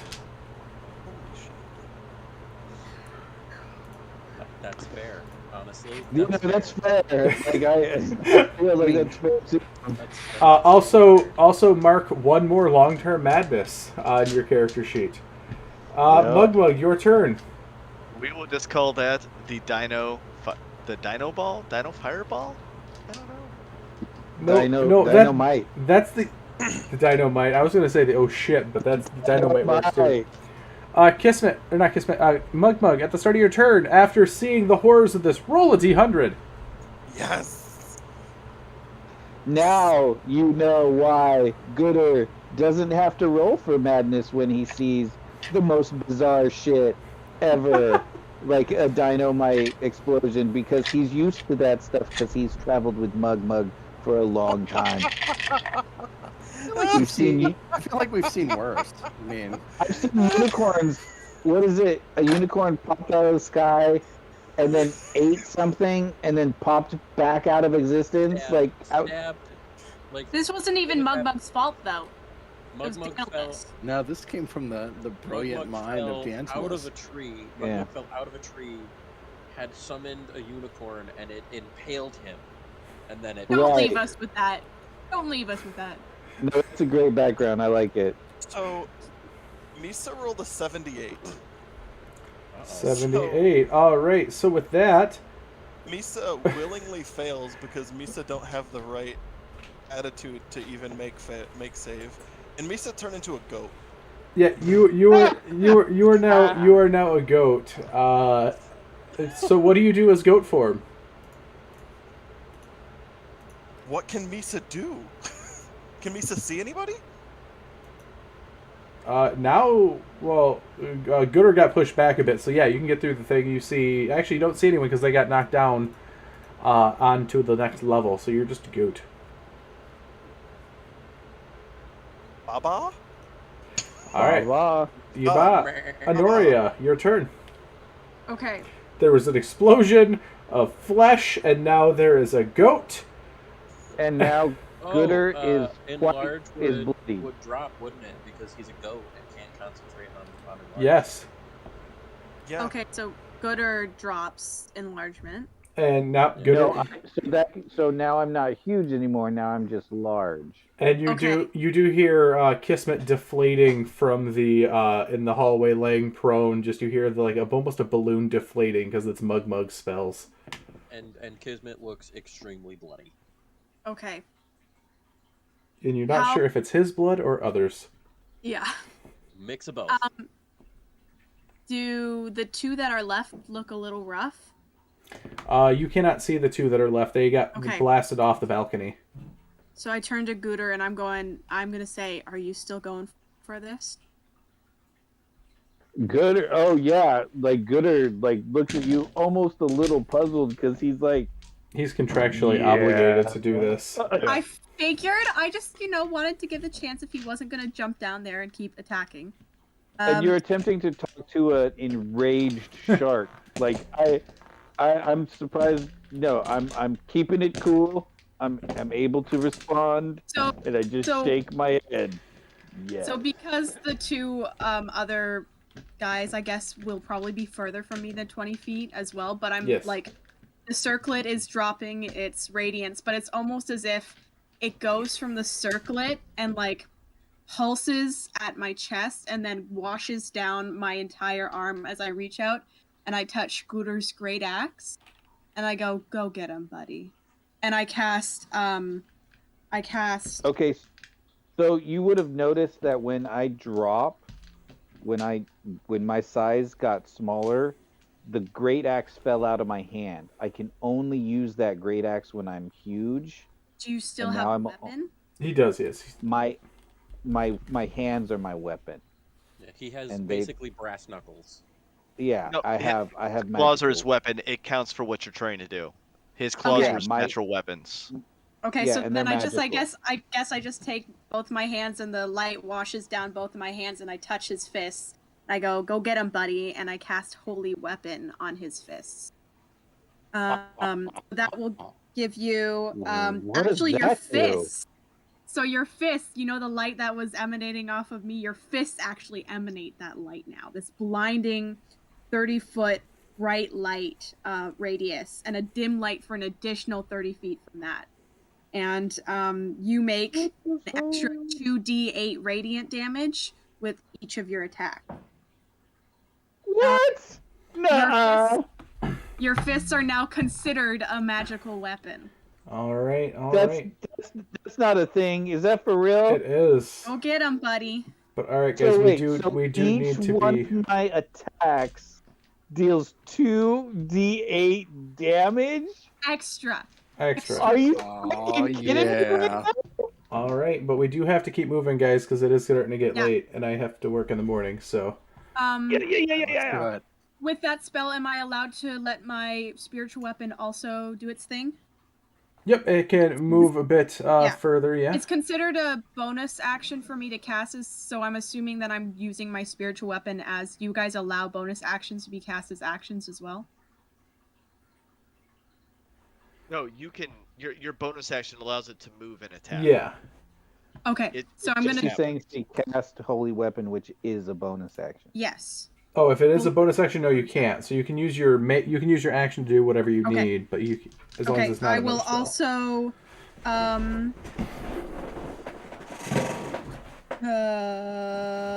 Yeah, probably. I was going to cast Resistance, but can I still cast Sacred Flame, or is that? Yeah, you can cast Sacred Flame. You just have to. You'd have to run up to the ledge to look down at them. Am I able to do that? Yeah. Then I will do that. All right, on the champion or Rosnasi? Rosnasi. I want him gone. All right, let's see here. He surprisingly fails with advantage. So let's do it 2d8 plus You 4, technically have 19 disadvantage 'cause points he's of damage. All right, 19 points of damage. Perfect. It equals out because of his Yanti stuff. Cool. I will move out of the way for Gooter to do like a Hulk run and jump into this pit. He's gonna do a Hulk run and jump. All right, Rosnasi's turn. He stands up from prone. If I survive. He is then going to... he's got a long tail. He's going to then stand straight up onto his tail, reaching his full height so he can just barely see over the balcony. And he is going to...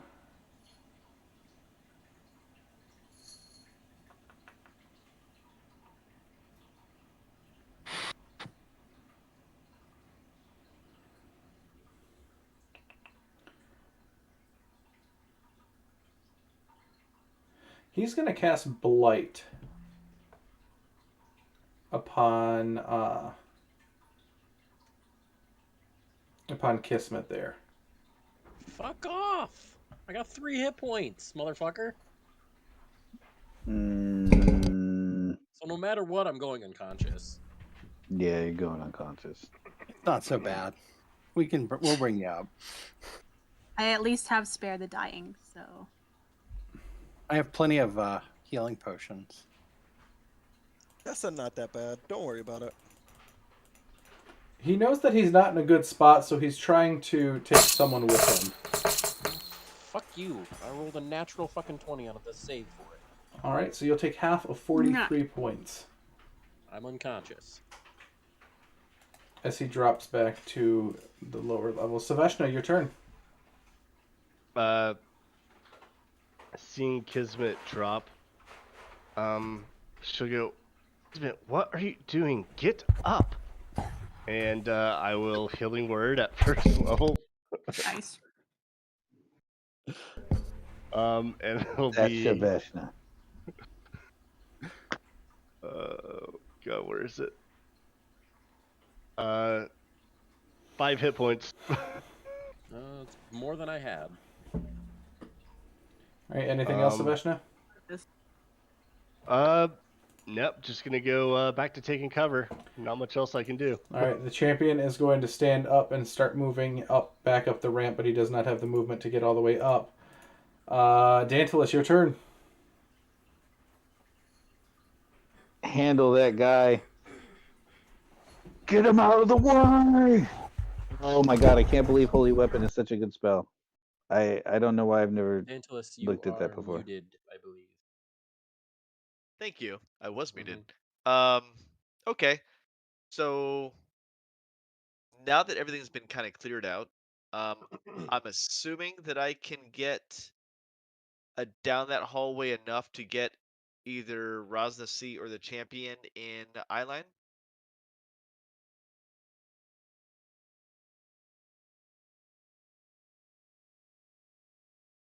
Can. Sorry, say that again. I was muted. Emily came in to say goodnight. No, you're okay. So I'm assuming that because of how they were shoved off, I can move 30 feet down, or at least something of that. Yes. And actually get one of them in eyeline, or both of them. You can get the champion in eyeline because he's coming back up the ramp. Okay, then at the champion, I will use Tasha's Mind Whip. It'll be a DC 17 int save. It's a natural 1. Yes. Oh, okay. Well, that's awesome because that's 2, 4. That's what I only rolled 7 damage on the first one. This one's not much better. 7, 9, 10. So that will be 17 points of psychic damage, and it cannot take a reaction until the end of its next turn. Moreover, on its turn, it either gets to move, take an action, or a bonus action, and it only gets 1. All right, sounds good. And that is my fabulous turn. All right, Gooder, your turn. Yeah. Okay, Let's so get it. I'm going after Rosna Sea. From wherever I'm at, can I get to Rosna Sea? Yeah, you'll have to jump 30 feet down, but you do. You can. I have to jump 30 feet down? Yeah, because he got blasted off the balcony. How did he cast Blight at Kismet? He reached up with his tail, like he stood up on his tail so he could see and then drop back down. Oh, he dropped back down? Yeah. Okay. Oh no, we're Hulk smashing this guy. So we're gonna do 3 attacks because my bonus action is gonna be I'm gonna Hexblade Curse this guy. Okay, sounds good.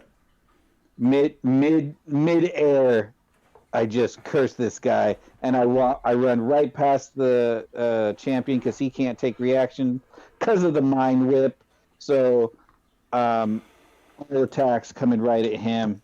And do I reckless? I reckless. And I still got a D4 because of bless. Here we go. We still have a bless too. Nat 20 on the first one! Nice. Yes. Hell yeah. Okay. So that's 2d8 for the spirit for the holy weapon. So crit is 4d8. So 1d6 for the claw, which makes 2d6 altogether. Oh, it's a lot of dice. Brutal critical. Oh, so do we do crit? Do not yet. Roll more dice instead of multiplying. Yeah, by 2? roll more dice. Okay.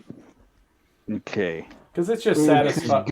Because it's satisfying to me to just have a huge handful of dice to just drop down on the table.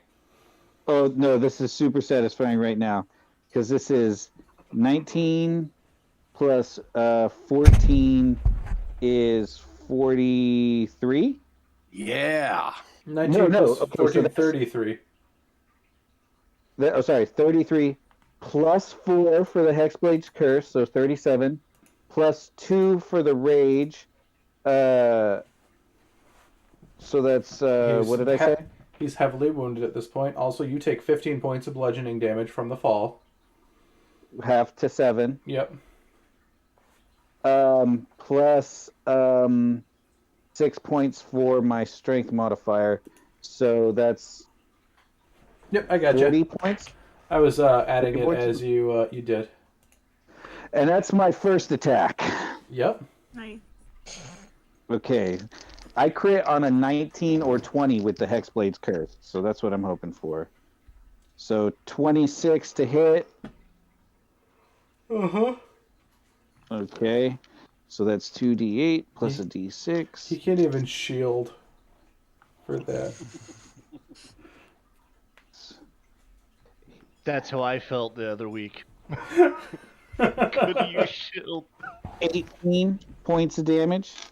How do you kill Rosnasi? Yes! I want to punch him so hard in the face, I Mortal Kombat punch through his head. Easier said than done, actually, because you realize his body is decaying. Does it make any call them radiant paper damage? people. Does it take any brain damage? I said, does it make any difference that it's radiant damage? Oh, not for him, no. He's not quite undead, but he's getting to the point of becoming undead. Damn, and I can't get to his champion either because I have one more attack. That holy damage! Oh my god! Oh, and I was gonna say it slightly melts his head from the radiance of the sun fist. And what, Gooder? You cut out. Sun Soul Barbarian. And I get 4 HP because he died with my Hexblade Curse on him. Perfect. Astrum, your turn. All right. Can I see the champion coming? Yeah. Up this... All right. Also, at this point, do we all feel the gayest lift? You do, yeah.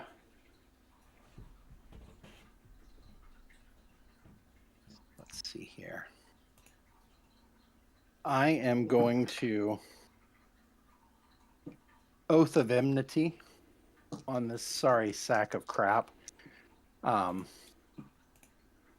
I'm just going to run up to him and make my attacks. In fact, I just drop my shield and pull out my great sword as I charge up. We're just going to kick this old school. Nice. First attack is and I get my D4. Nice. That is a 23 to hit. 23 will hit. All right.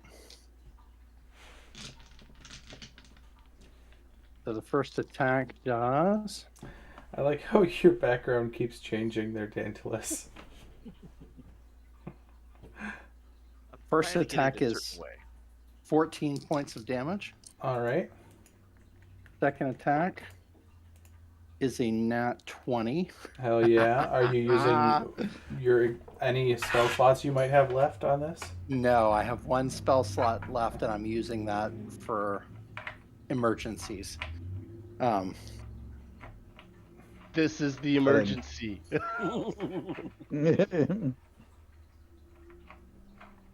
Let's see here. 6, 12, 17, and 6, 23 points of damage with that second attack. Dynamite. All right. And so I am in his face. You Couldn't are. figure out which way to flip And it. It kept being weird. Not letting him get up that stairwell to the party. All right. Kismet, your turn. Watcher appears on my chest as I mentally summon him as an action, and I just wrap my arms around him, very much shell-shocked with what happened. And that is my turn. Get your comfort familiar. Yes. Fitting. Mug, your turn. Last an hour. Honoria. Oh, okay. Okay, I'm all out of second level spells. Okay, let's see here. By the way, your spiritual weapon can reach the champion this turn. Right, so I'll use that right away. So your bonus action attack with it. Perfect. Yep. And let me do that. I'm trying to find the thing again. So you got to roll to hit. I believe your modifier was a +8. Mm-hmm. So it's a +8 to hit. Oh, a 9. I rolled a natural 1. Oof, unfortunately, that'll miss. Okay, well, then I'm just going to cast...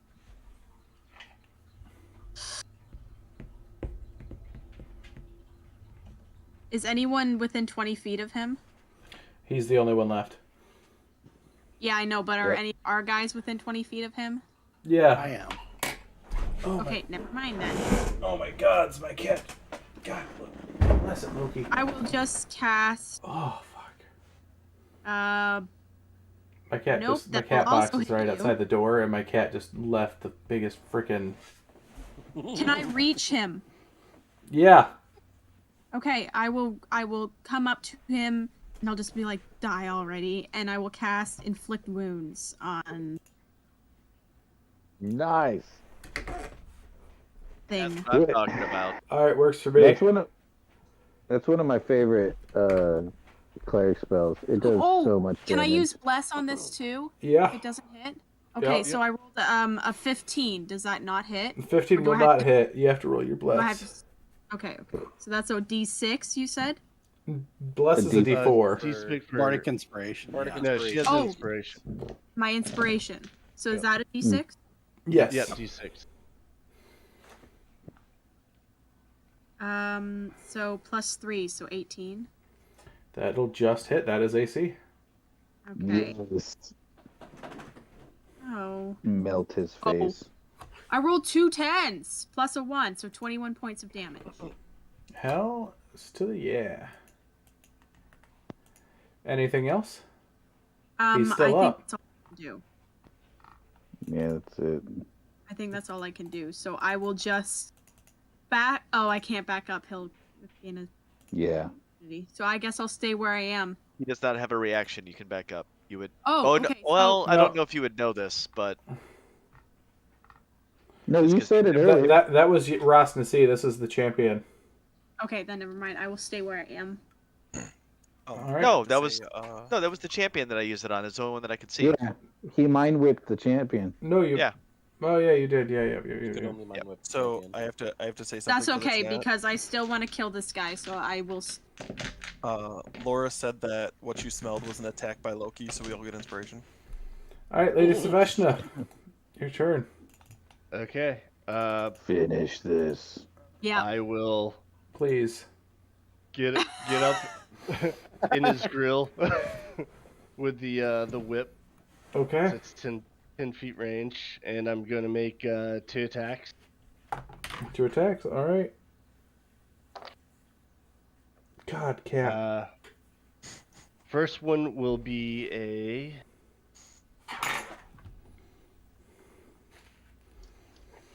It's on my thing. 19 to hit. 19 will hit. And I will first level smite. First level smite. Okay. What I got left? It'll be. I'm laughing 4 at the chat slashing. here. 4 slashing. 4 slashing and 6 radiant. And I am going to use my inspiration to reroll my second attack. Okay. Much better. Natural 19. So I'm guessing that one hits. That'll and hit. I will first level smite that one as well. And that'll be 4 slashing and 10 radiant. All right, so 14. He's still up, but very bloody at this point. And bonus action. Ken's glasses are fogging up due to the heat rocket that cat launched. That is definitely the epitome. That is definitely the exact definition of a natural 20, as what was said in the chat. I'm like dying here, guys. I will harness divine power to get back a 2nd level spell slot. Okay, sounds perfect to me. All right, the champion's. And that'll be my turn. Champion's turn. He's going to look at you, Saveshna, as you just did a good chunk of damage to it, and he's going to make 2 attacks on you, 1 on Honoria. Okay. So the 2 attacks on you, Saveshna, are going to be a 28 and 11 to hit.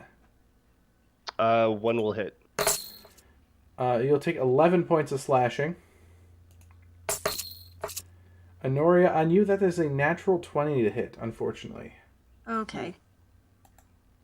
However, it does not have its damage multiplier now. Wait, I do have a reaction, though. Yes. My warding flare. All right, I'll roll with disadvantage here. Oh, I literally just got another freaking nat 20. Oh, no. But it was at disadvantage. Did Yeah. you roll 2 nat 20? Yeah. That was the advantage. Oh, yeah, okay. Dang. Oh, dear. Luckily, it doesn't have the damage modifier anymore that it did because it's lower than less its maximum HP now. So Well, as long as it's not over 44 points, I'll be it's good. only 14 because it rolled a lot of snake eyes there. Yay! All right, You D'Angelo's have your to turn. make a concentration saving throw for your magic. Wait, does holy weapon? Yeah, holy weapon is concentration. Oh, holy Oh, weapon. please keep it up. Yep. So roll Okay. a con save. This will be DC 10. Okay.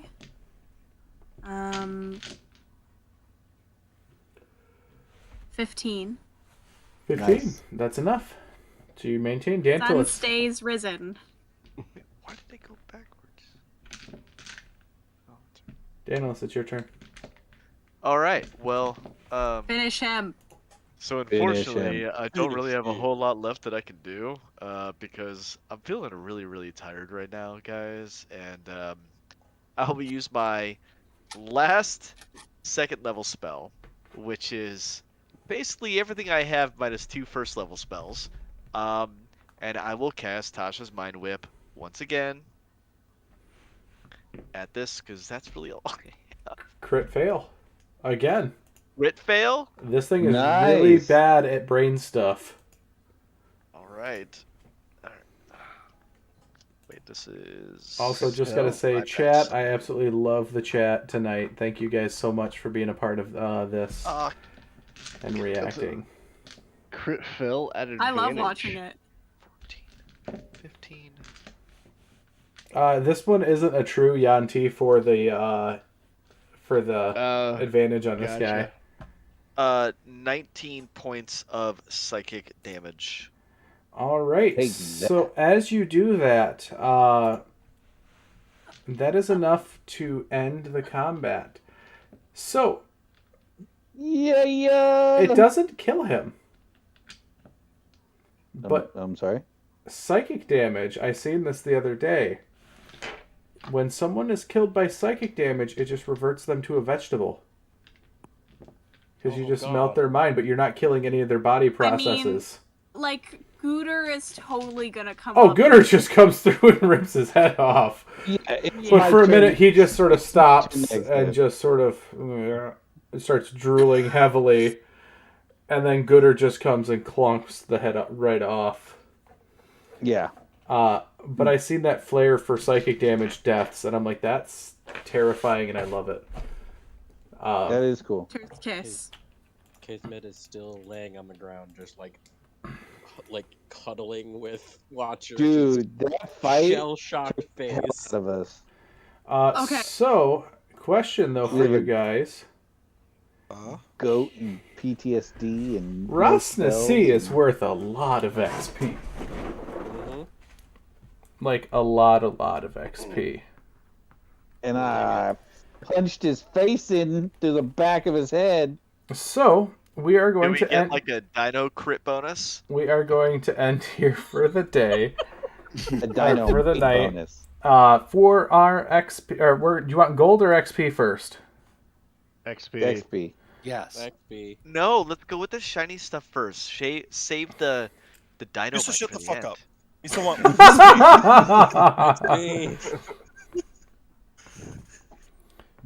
All right, so Dantilus and Honoria, you two are the only non-meat grinders here, and you two gain 4,143 XP. I gotta get to website. That's amazing. How much? 4,143. Oh my gosh. Hello. Hello, Next level level. 10. Hello, Let's level see. 10. Hello, level 10. Advantage. We only needed 200 and some, and we're getting over Oh, I'm 4,000. I'm 4,000. Can we just like kill another Raza Seed like right now so that way I can get another 4,000? So the rest of you guys who are meat grinding will gain 4,557 XP. Delicious. Misa's still level 8. Ding. 10. Misa's still level 8. Sorry, Level Dantilus, 10. how much did we get? I just got onto the page got- now. 4,143. Okay, that's not enough, It's- I don't think, for me. I think you and I are pretty close to the same. You So- should be. So for gold, Yeah, I still gotta go. the non-meat grinders will gain 46 gold total. Everyone else will gain 50.